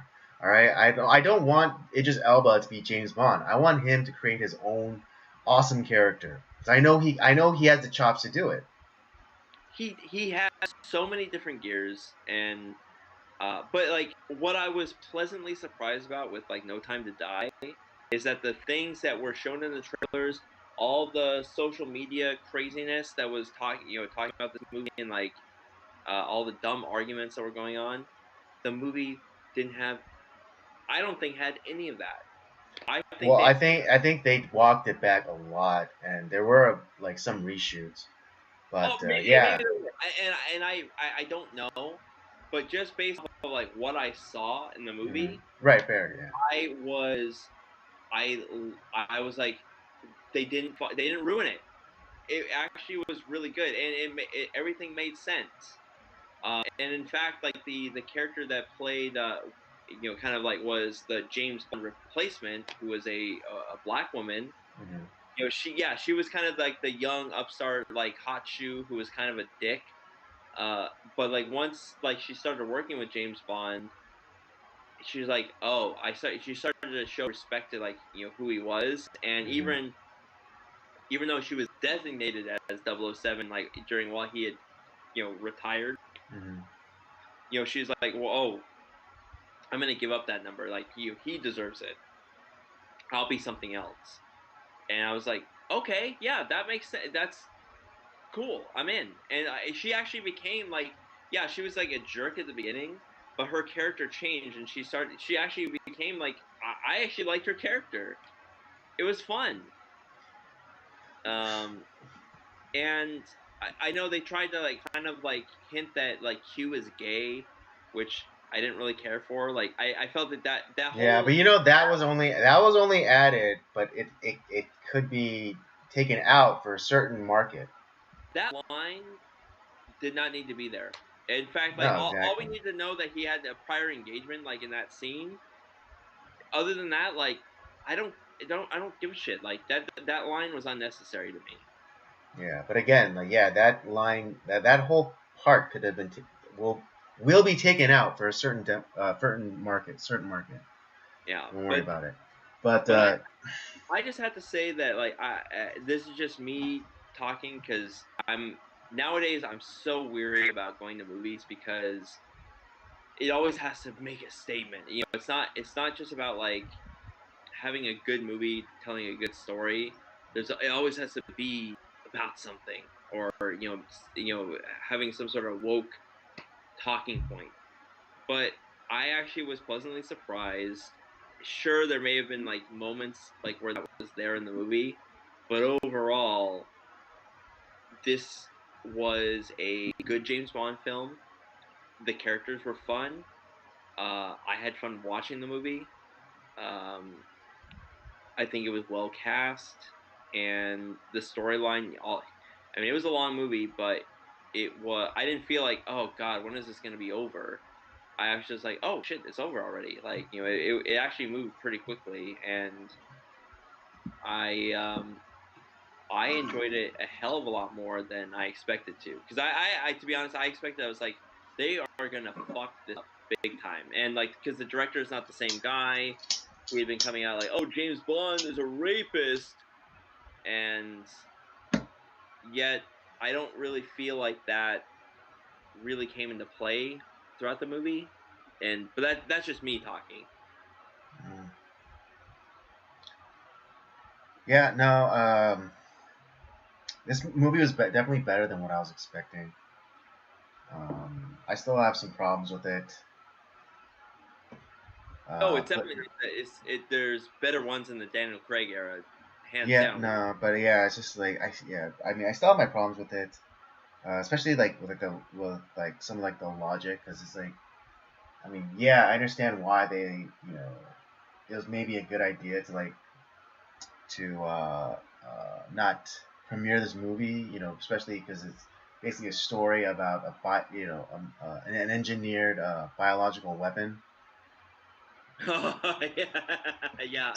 But it's like yeah, I mean, Corona notwithstanding, it was an entertaining movie. But the one logic thing, and I know it's stupid to try and insert real life logic into movies, but Q gives James Bond an EMP watch, right? And this virus thing, or this biological weapon, is a nanovirus, so robots. Why can and James Bond gets infected with these robots, these microscopic robots? Why can he not use the watch on the robots? See, this is one of those moments where like I'm gonna suspend disbelief and just like kind of. No, I don't know. Like, is it like something that he can only use like once? No, he used it. He used it multiple times. Did he use it multiple times? Okay, yeah, he used it multiple times. Yeah, it'd be one thing. It's like, okay, it's good for two. Like, if Q told him it's good for two discharges only, that's fine. But he made no allusions to the limitations of like power requirement or whatever of the watch. To be honest, I was not so hung up about that. It's one of those things where like I see what you're saying, and yes, you are absolutely correct. I just choose to like I'm gonna suspend disbelief at that point, and I mean, okay. They don't achieve. If that was the case, they don't necessarily achieve the ending that they're trying to go for, without that. Yeah, I mean, I'm fully capable of suspending my disbelief. I really am. For the enjoyment, but as long, but it still has to make some kind of. It has to still make some logical sense within the universe itself.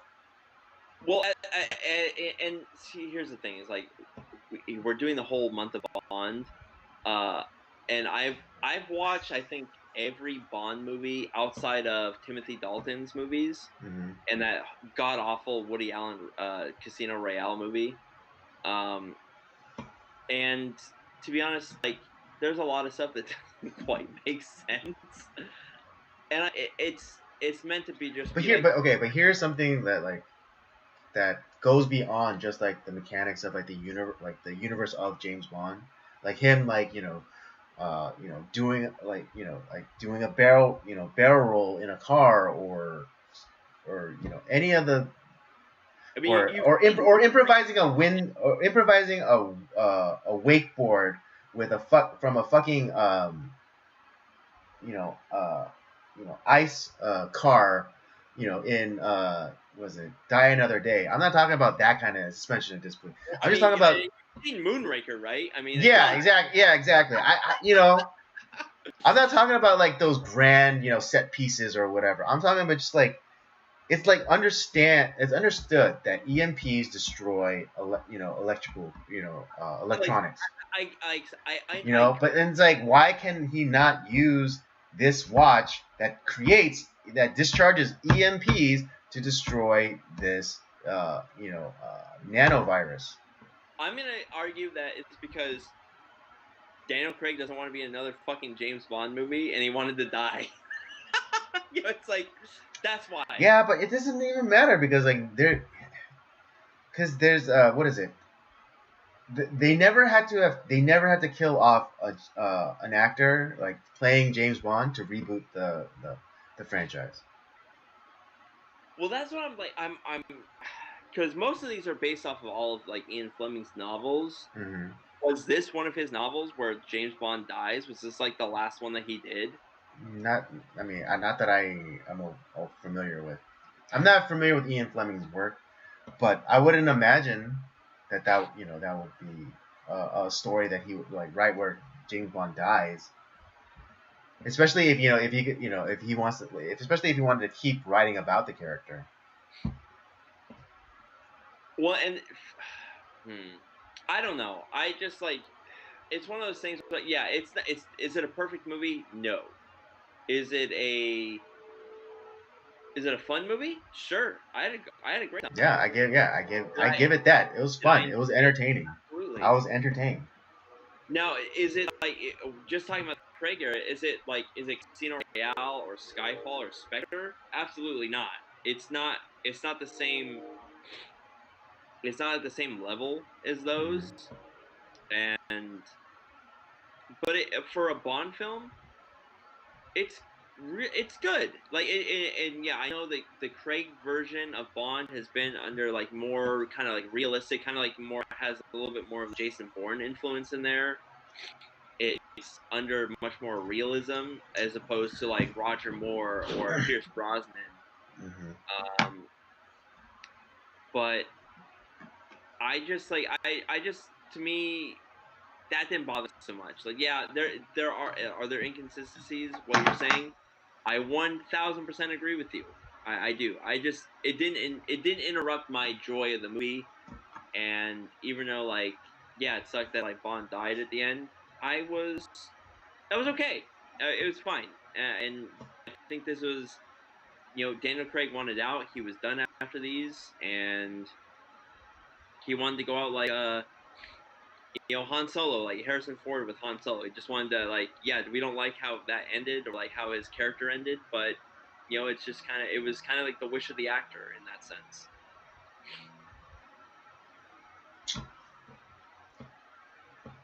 Yeah, I mean. But to me, I think why I enjoyed it so much is because all the stuff that was surrounding the movie, all the stupid arguments, it didn't end up culminating in anything, which I was like, thank God. I mean, yeah, that's okay. Okay, I mean, yes, I have my own problems or whatever. Yeah, but, just like how like Tombstone wasn't Wyatt Earp, for it not like living up to the stupid woke, conversations that were going on, it adds another star to that.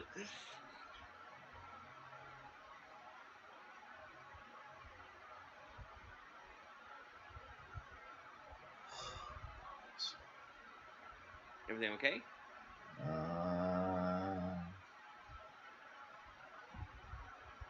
Yeah, it's fine. But like I said, like I mean, it's not fine, but whatever. I can't do anything about it right now. But what I was saying is like it's just like how like Tombstone wasn't Wyatt Earp. This didn't live up to all the stupid woke conversations, so it already automatically raises another star for me. I mean, don't get me wrong. I still was entertained by this movie, and I enjoyed it. I'm happy that I enjoyed it more than I thought I was going to. But yeah, this one that one thing. It's like that one little pebble in your shoe. That was the bugaboo. That was like you jumped the shark too far for me. Yeah, that was the one pebble in the shoe that just ruined ruined the hike for me. But you know what? I'm glad that it was that ruined it for you, and not something else that was kind of like the stupid woke crap that they were trying to promote. Yeah, but in a weird way, it was kind of stupid woke crap. Well, because the EMP didn't kill the nanobots. How is that woke? Well, no, it's just because they had to kill James Bond. And it's like, and then like even at the end, they put like, oh, James Bond will return. It's like, well, how the fuck? Because he's dead. Like, as far as now, okay, maybe I don't know if I understood this correctly, but I always thought that James Bond and 007, that was always the that wasn't like his real name. Well, I mean, Skyfall completely demolishes that. Because I understand that, but all the other Bond movies, to me, it was that James Bond and 007, they were always like, it wasn't always the same person, because all the Bonds have different personalities, they do different things, they have different strengths. I always thought that was kind of like the code name and designation, and that there was just James Bond was always a different person, because the Daniel Craig Bond is very different from the Connery Bond or Roger Moore or Pierce Brosnan, and and the thing is, like, you have like Judi Dench playing M, like, she was throughout the Brosnan ones. Brosnan's Bond's not like Daniel Craig, and because like this Daniel Craig's Bond gave her a lot of trouble, unlike the other double agents. So I always kind of considered like that they were not always the same person, though unfortunately, like, they kind of went that direction with Skyfall, where we're given something different. But I always thought it was something different. So to have this particular James Bond 007 die, and knowing that someone else is gonna come back in his place, I'm okay with it.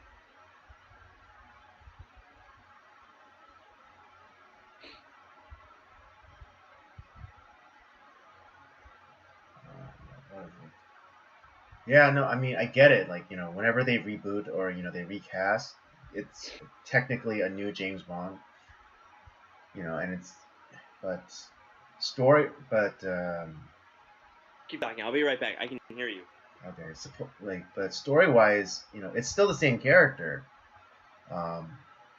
Regardless of who's in the tuxedo or not, or whoever's in the Aston Martin or not, it's the same character. And it's just kind of a bad precedent to set, like to have to kill off the character in order to reboot it. Yeah, it was Craig's last turn at the character, but what is it? Prior to this movie, they have never had to kill off the character in order to in order for the next iteration, and that's the only thing that I don't like.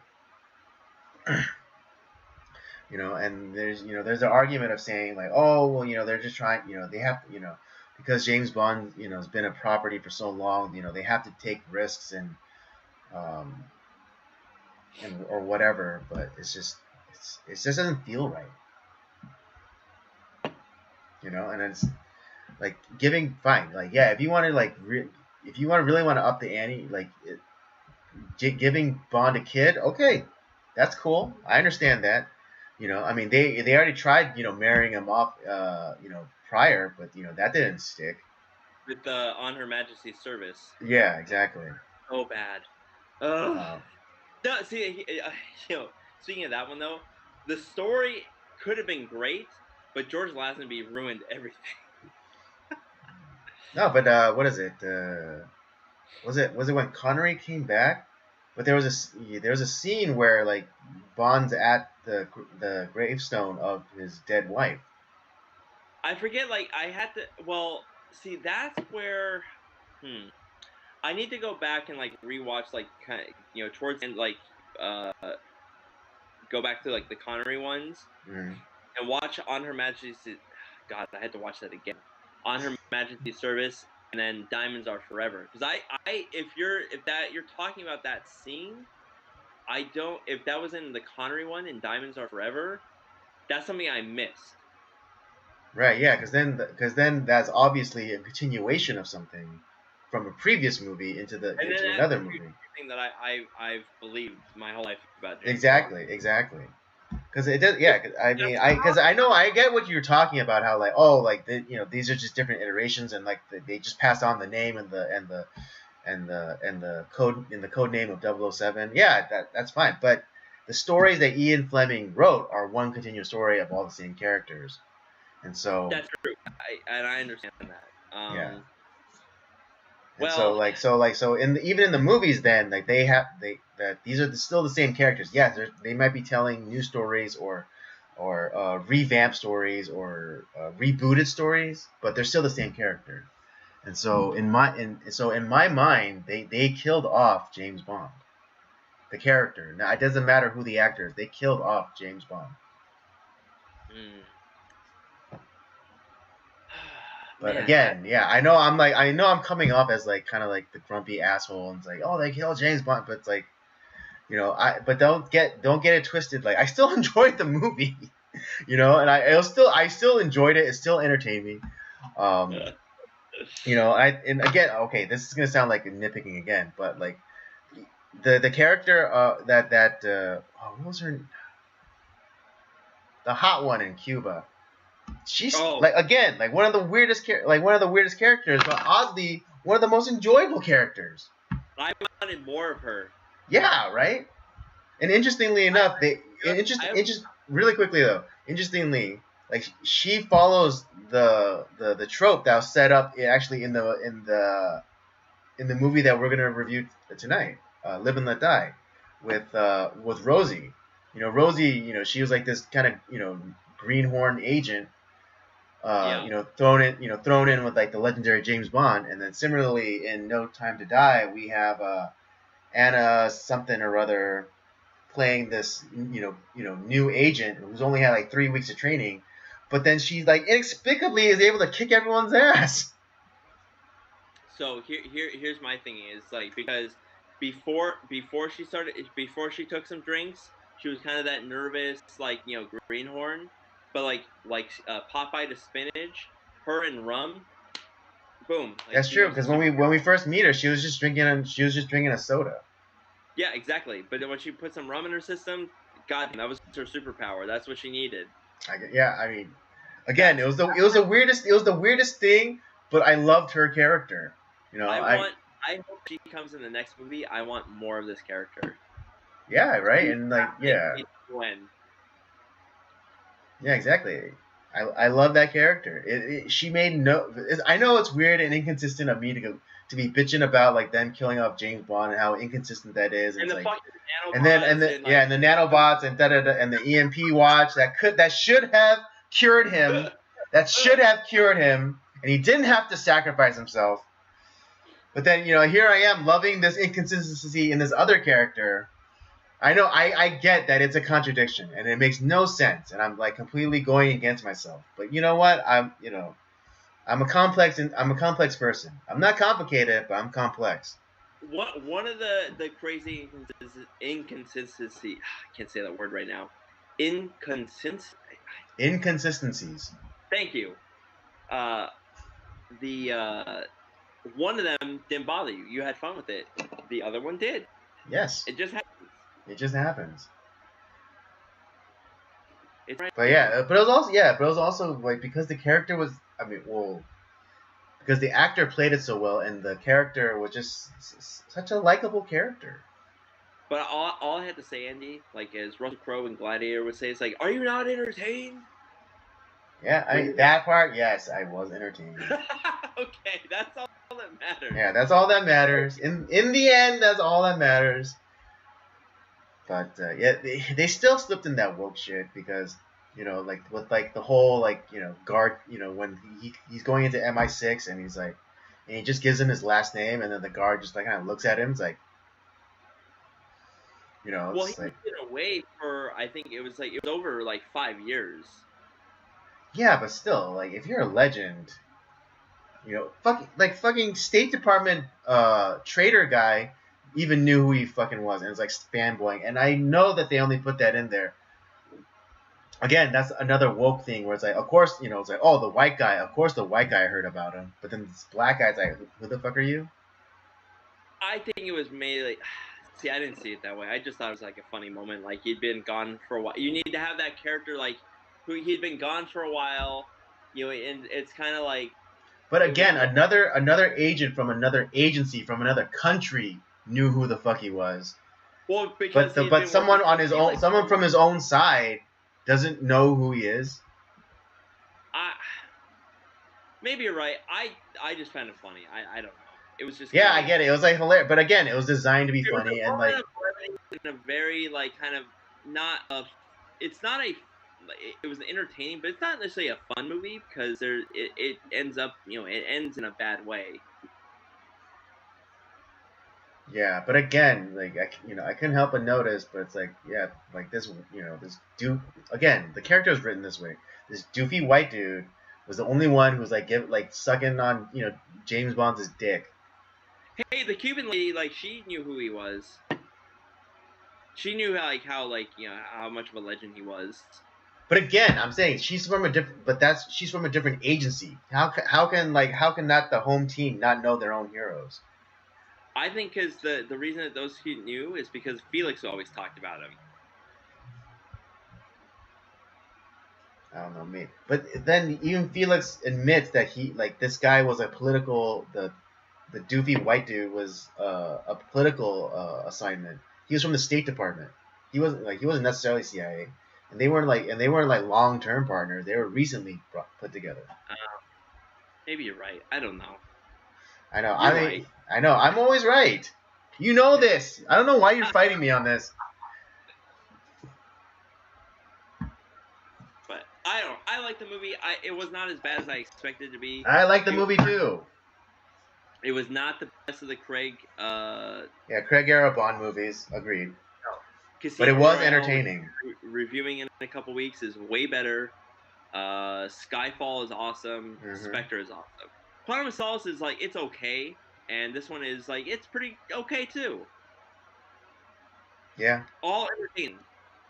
All to entertaining. Me, I haven't watched the Timothy Dalton one, so I can't say about those. But the only like really awful one is George Lazenby. I think we're all in universal agreement about that one. And then maybe, and then also, and probably, and again, I haven't seen it, but probably the way we were describing it though, but also the parody Woody Allen one. It's so bad. They're both fucking terrible. Okay. All right. Okay. All right. We're done with No Time to Die. Yeah, let's finish this up with the actual movie review for tonight, which is the Roger Moore inaugural movie of Live and Let Die. I have to say, I love this movie a lot more than I realized. I might not love it as much as you do, but I still enjoyed it. Well, why don't we get into the synopsis first? All right, let's get into the synopsis.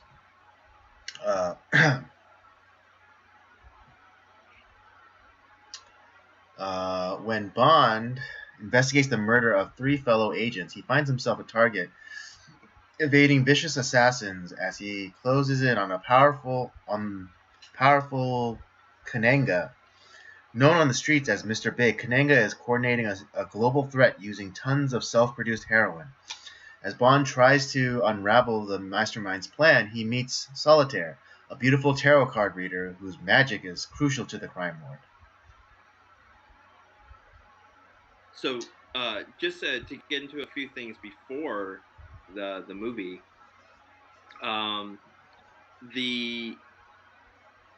the producers were scrambling to find a new Bond because after, I think it was Thunderball. Was it Thunderball? I think it was the movie after Thunderball that with the Sean Connery, like where it was still a hit, but it was not like it had made less money than the previous Bond films, so they were concerned like it was maybe, oh man, maybe fans are getting tired of it, which is why we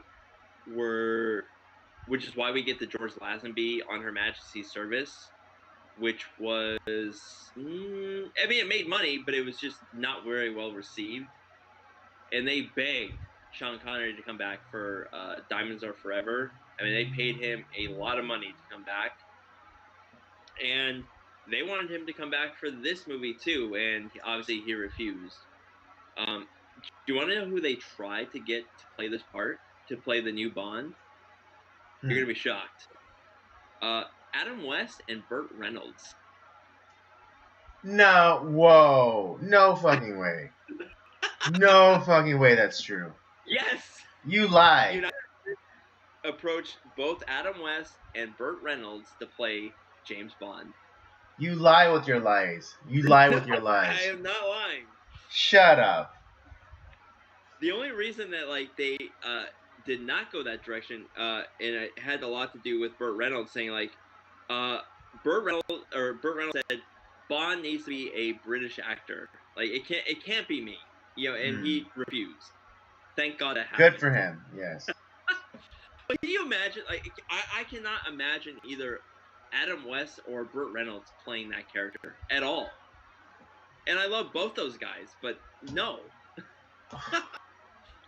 Maybe maybe Adam West, but only it was no. Hear me out. Maybe Adam West, because just think about young Adam West. Oh, great looking guy. I understand that. And I mean, I don't but even his soft, the soft manner in which he spoke, as Bruce Wayne, just try and imagine him doing a good British accent. I think it could have worked. I think it could have worked. I mean, I'm not saying that I want that or I wish it would have happened. I'm just saying it could have worked. But okay, I'll. I mean, because if you look at Roger Moore, he kind of does resemble Adam West. Okay. if I was gonna like choose between Burt Reynolds and Adam West to play Bond, I'm definitely going Adam West. Yes, okay, okay. That's all I'm saying. But even with like the pick of Roger Moore, if you like kind of squint your eyes, young Adam West and young Roger Moore, they do kind of resemble each other. Okay, I don't disagree on that at all. Like, yeah, they do have a similar look. Yeah, and again, I'm not saying that I wanted Adam West in this or I wished Adam West did do this. I'm just saying, kind of like in a weird kind of my own like casting fantasy, it might have worked. They actually had a bunch of people that they were trying to like look at for Bond, like some other English actors, but they ended up settling on Roger Moore, who I didn't realize had been considered to do like to actually be the initial Bond with Dr. No. Oh, really? And they were actually looking at him to do On Her Majesty's Service, that obviously went to George Lazenby. I think the only reason it didn't go to Moore at that time was because Moore was doing other like television shows at the time, so I don't think his schedule allowed him to be. And God, that movie would have been a hell of a lot better with Roger Moore. I'll just say that. The one other like quick note is this is the only Bond film, and I can't remember what Dr. No, but this the note is that this is the only Bond film up until Casino Royale with Daniel Craig not to feature Q in some form or fashion. And at that point, Desmond Llewellyn, who played Q for fucking ever, up until his death.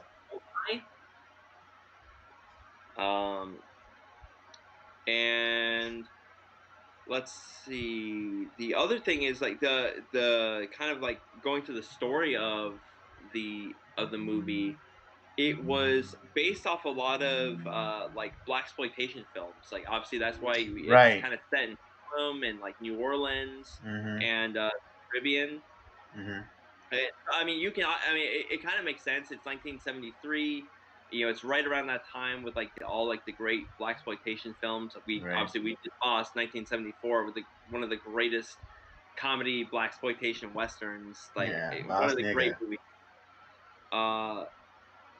And Roger Moore's birthday is on the 14th. What's that? I said Roger Moore's birthday is on the 14th of this month. Oh, is he an October birthday too? Yeah, he's an October birthday. So there's that, and it was, to be honest, like those are kind of like some of the fun things on there. That crocodile scene, like where he's jumping over the crocodile, like Jaws and stuff. I think those are real crocodiles. Like he actually did that stunt, or I mean, his stunt double did it, but like that was a practical, yeah. But it wasn't. Those weren't fake. Those are actual alligators that he was jumping over. And the boat chase scene, it actually unintentionally set a Guinness World Record at the time with a 110-foot jump cleared by one of the boats. So it was a lot of fun stuff with the film, and even like they were trying to get for the Solitaire's tarot card deck, they were trying to get Salvador Dali to do like the art designs for it, but he wanted way too much money, so they like, nah, sorry, no, never mind. Those are just kind of some of the fun notes I had about like the film itself. I was just shocked by who they wanted to actually play Bond. Yeah, no, that's pretty surprising. I cannot believe it. What was this? Obviously, the very young Jane Seymour, who I think our generation remembers her as was it Touched by an Angel? No, Dr. Quinn, Medicine Woman. Oh, Dr. Quinn, that's right. That's the one. It was one of those shows. They came out at the same time. It was like back to back. I always forgot that. Yeah, she was Dr. Quinn, Medicine Woman. That's what we remember her as. But why don't we talk about like some of the movie? Like what did you? Oh, and also to me, up until Skyfall has the best Bond theme ever. For Live and Let Die. Live and Let Die was great. I don't know. In my personal opinion, I think they overused it just a bit. But it is a pretty catchy song. It's just like that one like guitar like da-da-da, da-da-da. They overused that part for me. Well, yeah, I don't know. I liked it. I mean, everyone's entitled to their opinion, but yeah, for me personally, I thought like they overused it just a little bit, and it kind of the movie kind of abruptly ends. After like kind of like a tacked on ending, in the train, it's like one of those endings where it's just like, it feels like it's leading to something else, and then all of a sudden it's like, oh, this is the end. Well, to me, the ending was. Here's where. This is another movie that has like that fourth act where like you think the movie's over, but it ends up not being over. Right. Because you defeat Kananga. You find out like the big secret with him. Oh, yeah, in the most comedic way I've ever probably seen in a Bond movie. Here, okay. Well, I actually have a question for you on this. Okay. But like, but initially, like, so we find out like that. Not only like are the Harlem gangsters and like the Caribbean like kind of like despot like Kananga and Mr. Big. Not only are they like connected, but they're the same person. Yes. We find that out, but then we kill Kananga in one of the goofiest ways. Exactly, in one of the goofiest ways. It's bad. It's a bad effect, but it's hilarious and it's great. I don't dispute that. That should have been like and then like him and Solitaire get on the train and they have the the Bond like kind of like love ending or whatever. Yeah. Movie over. I would have been fine with that. But no, you get like that, like oh well, Teehee, the big giant guy with the claw. Yeah. And like he had snuck aboard. Like we didn't realize like he hadn't died yet. And then there's that like final like battle scene that kind of reminded me a little bit with Spectre and like Dave Bautista's character. Another train fight scene. Which I guarantee that the guys that made Spectre were watching this movie. So there's that. Yeah, I mean, like I said, like even in for No Time to Die, they kind of drew that inspiration for the rookie agent, in. Yeah, that's all. That comes from this too.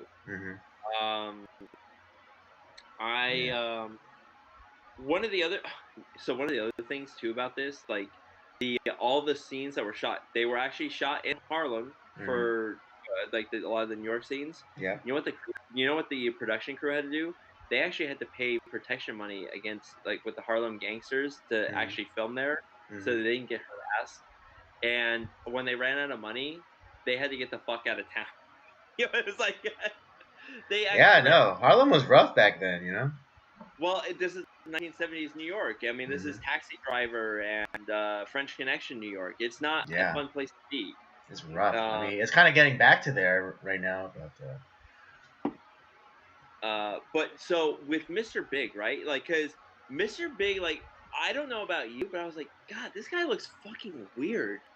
Like, and then when you find out like that he actually is Kananga and he rips off his face, I was like, is this a black man doing blackface? Yes, that's exactly what it is. It felt so weird. I was like, does he have like that Michael Jackson disease or like what's going on here? Yeah, vitiligo. Yeah. Yeah. But actually, I actually like that little twist of making them the same person. Yeah, I thought it was very clever. I thought it was very clever. I actually totally forgot that was the case because I haven't seen this movie in a couple of years actually. Right. And I remember watching it, but again, I was very young, and like I vaguely remember details. Like I said, there are a few Bond films that always like kind of stick in my mind. This is not one of them, and like I said, I totally forgot that Mr. Big and Kananga were the same dude, and it just like it shocked me all over again. It's like, oh shit, that's right, he's the same guy. Yeah. Yeah, and I thought that was really clever of them to do that, and and especially I'm trying to think back to all the other Bond movies, and I think this is the first time that they ever did that, where they kind of a little misdirection. And it's like oh, here's this, set up this one character and this other character, and then they turn out to be the same person. The other thing too that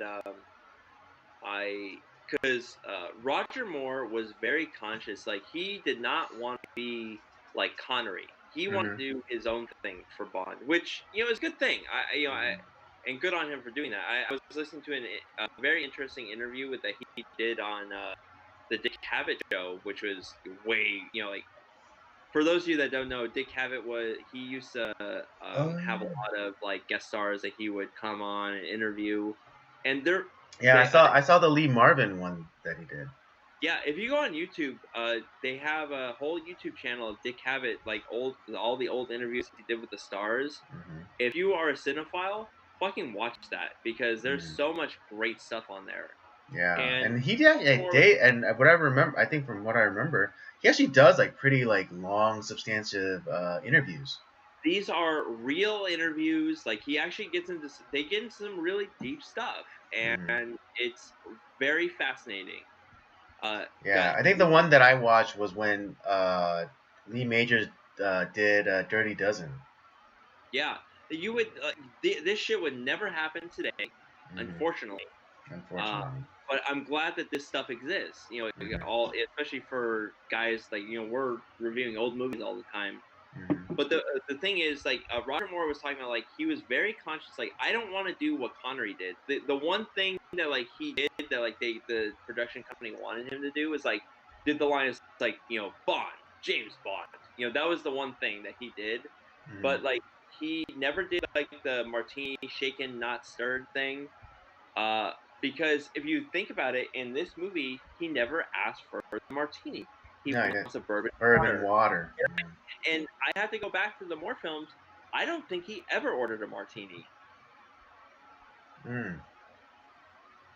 I might be, and maybe for which is really weird because I understand like he doesn't want to play it the same way that Connery did.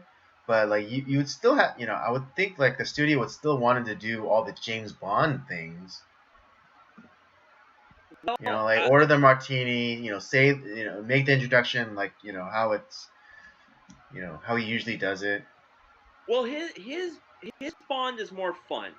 His Bond was more like tongue. I mean, I totally get that, but still, like I would think they would still want him to do James Bond things. And not have like so much license to like not even order a martini. And that actually could have been, especially in this first one, that could have been a really been a good kind of like fish out of water thing, especially ordering a martini in Harlem. Oh yeah, that I didn't think about that either. That's interesting. But when he said that, I was like, I don't remember if Moore ever ordered a martini. And it made me think. I was like, and I didn't get a chance to rewatch all the Moore ones this past week. I don't have that type of time anymore. But I was very curious. Like that's fascinating if that's the case. But the one he created his own different tropes, like where he was much smoother with the ladies, more so than Connery was. Yeah, I give him that. Because Connery is more, not rapey, but he's more aggressive with the ladies.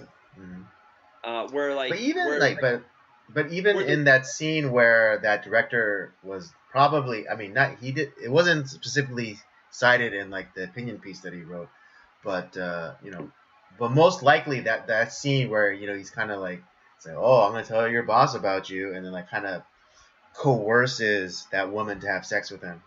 I would just say like unlike the Connery one, I'm not saying like no that's not a rape scene. Like she wanted. No, but yeah, Connery was still smooth, but just I think, but Roger Moore I think is more like buttery smooth. The women threw themselves in Roger Moore's Bond. Yeah, Roger Moore's Bond was buttery smooth. Yeah, it's like, he didn't have to fucking try, dude. Yeah, I mean Sean Connery, he was smooth. Like Sean Connery's Bond was smooth, but yeah, Roger Moore's Bond was buttery smooth.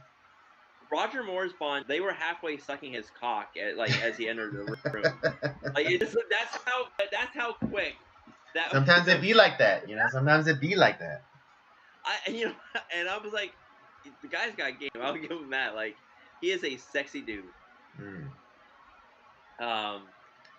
So there was that. What was the other? There was something else about like the Moore Bond that was. I mean, his is like I would consider it like more campy, but like that's actually not really fair either. No, that's not. Yeah, that's not the right word for it. Maybe lighthearted. More lighthearted, and I think like because Moore he's played Bond more than anyone else. True. He was in 7 films. He knew Bond back and forth, and like he had read all the novels, and he says like in the novels Bond he's not necessarily a likable dude. Mm-hmm. And he wanted to make Bond more likable, and that's actually very true. Like his Bond is very likable. A lot of people like Roger Moore, and I can't disagree with that. I like him too.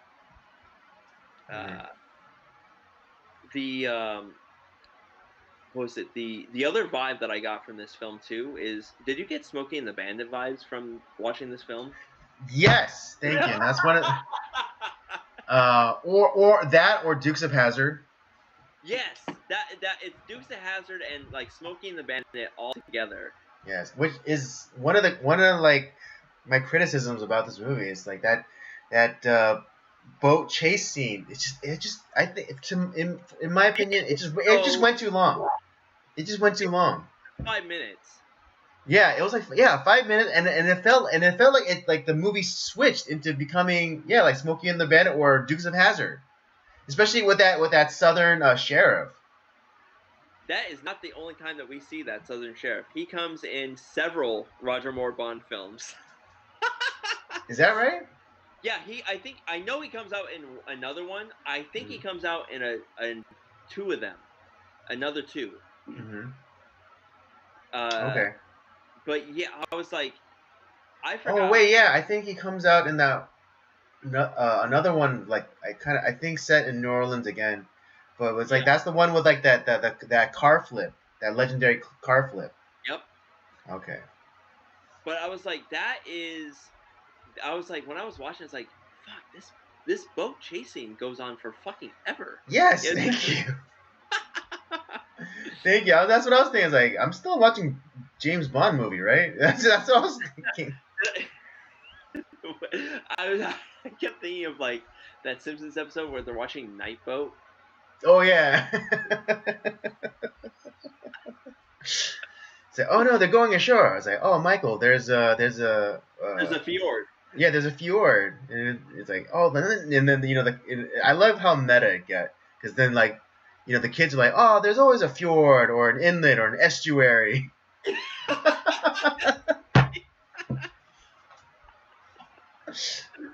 But this is why the Moore Bond films are great. It's stupid, but they're great.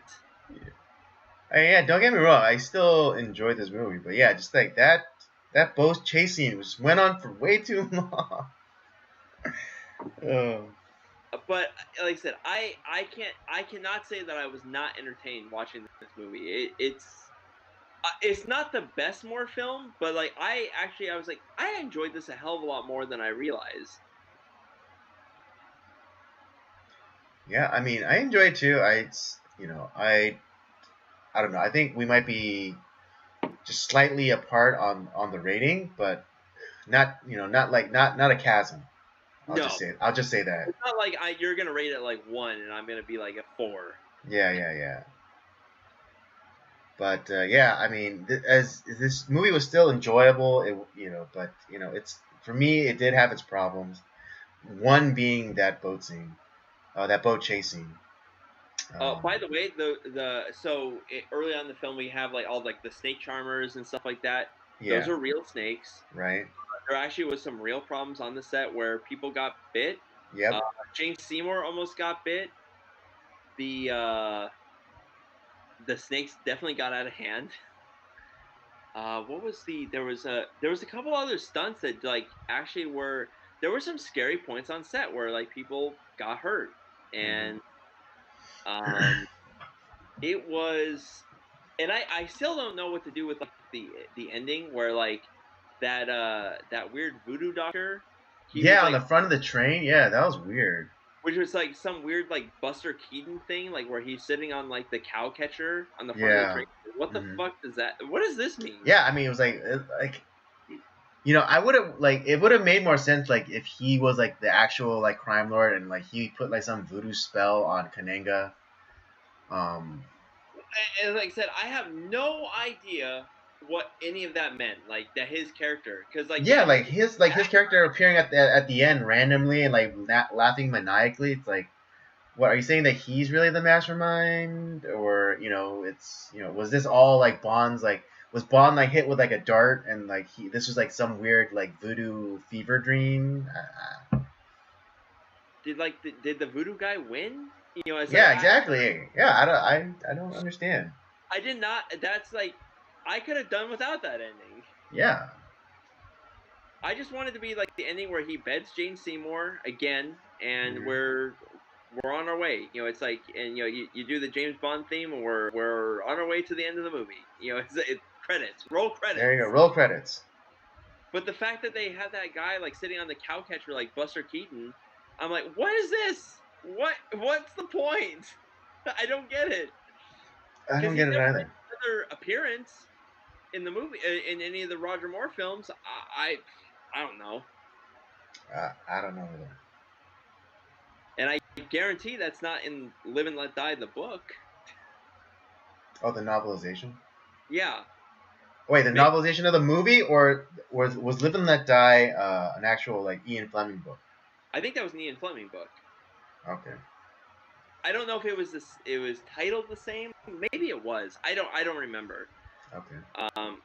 Many of the films that we actually watch, it's from the actual that's the name. Right. The source materials. Yeah. From the books. Okay. So, I'll just say like I really enjoyed Live and Let Die. I think it's a good movie. It's definitely one of the better Roger Moore ones. Probably The Man with the Golden Gun is my favorite, just because it has Christopher Lee as the bad guy. Can't go wrong there. But I really enjoyed this. I mean, if you love Dukes of Hazzard and Smokey and the Bandit and any sort of blaxploitation stuff, this is your movie because it's all there. They shoved all that shit in there. Yeah, pretty much. It's just good, crazy popcorn eating fun. There's really nothing deep about this movie. There's there's no like you're not gonna have like some existential discussion after watching Live and Let Die. This is no Casablanca or Citizen Kane or Seven Samurai, but it's fun and it's enjoyable.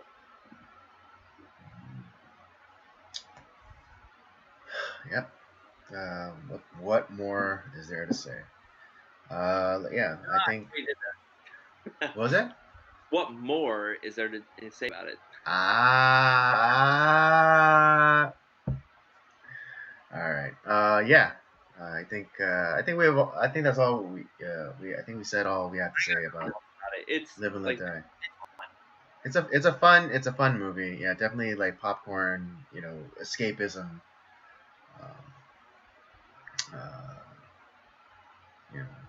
Very enjoyable. Very enjoyable movie. Let's give our ratings and we'll wrap it up. Why don't you go first, Andy? All right, for me, I'm gonna give this. I'm gonna give this movie a 3.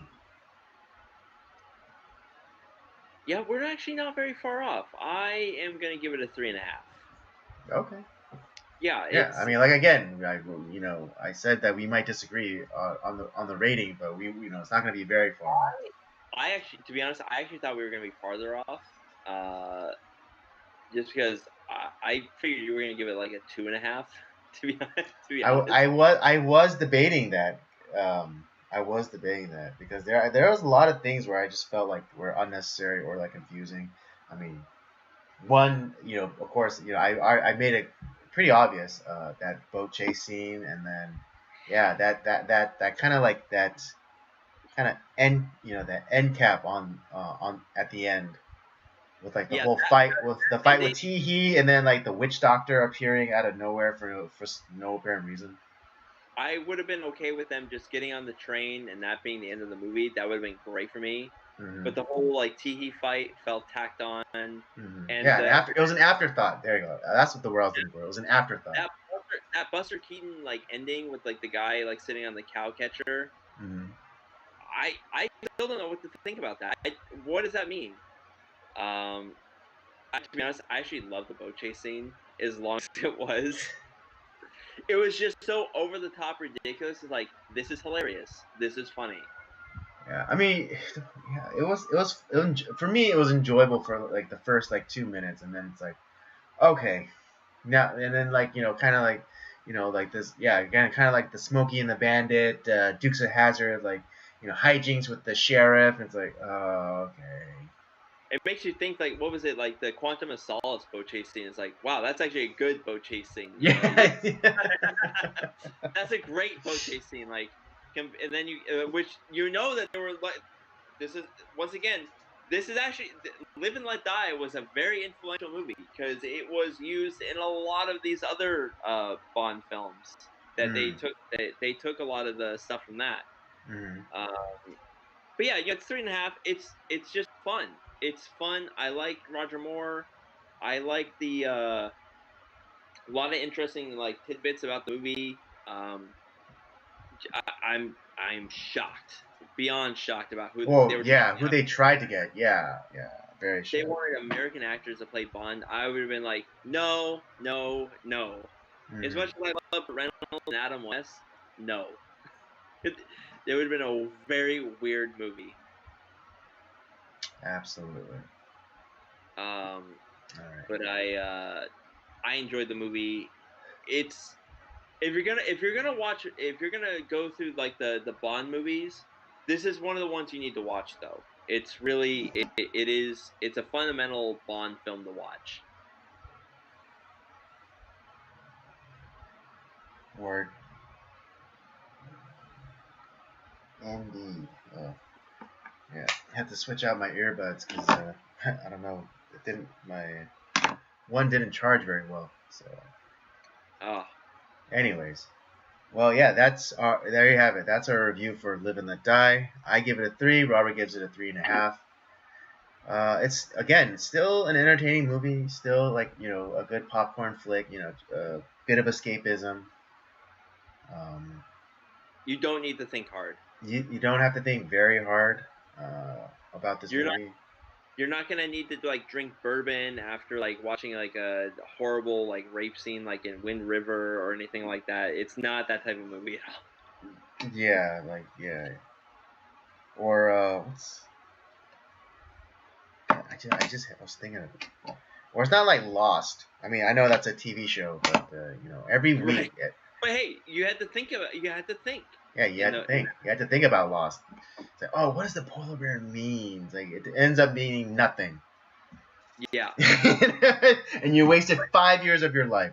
But see, this movie, it doesn't mean anything, and you don't have to think about it. Although, again, that witch doctor at the end. That's about as hard as. That's about as hard as you have to think. Yeah, that's about as hard as you have to think. But yeah, would recommend.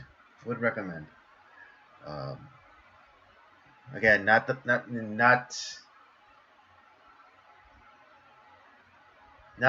the best Bond movie, but still a fun one. And maybe we can get our rare Sean Connery photo signed by Roger Moore.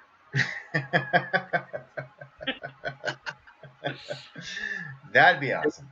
Just had to get my Simpsons reference in, Right.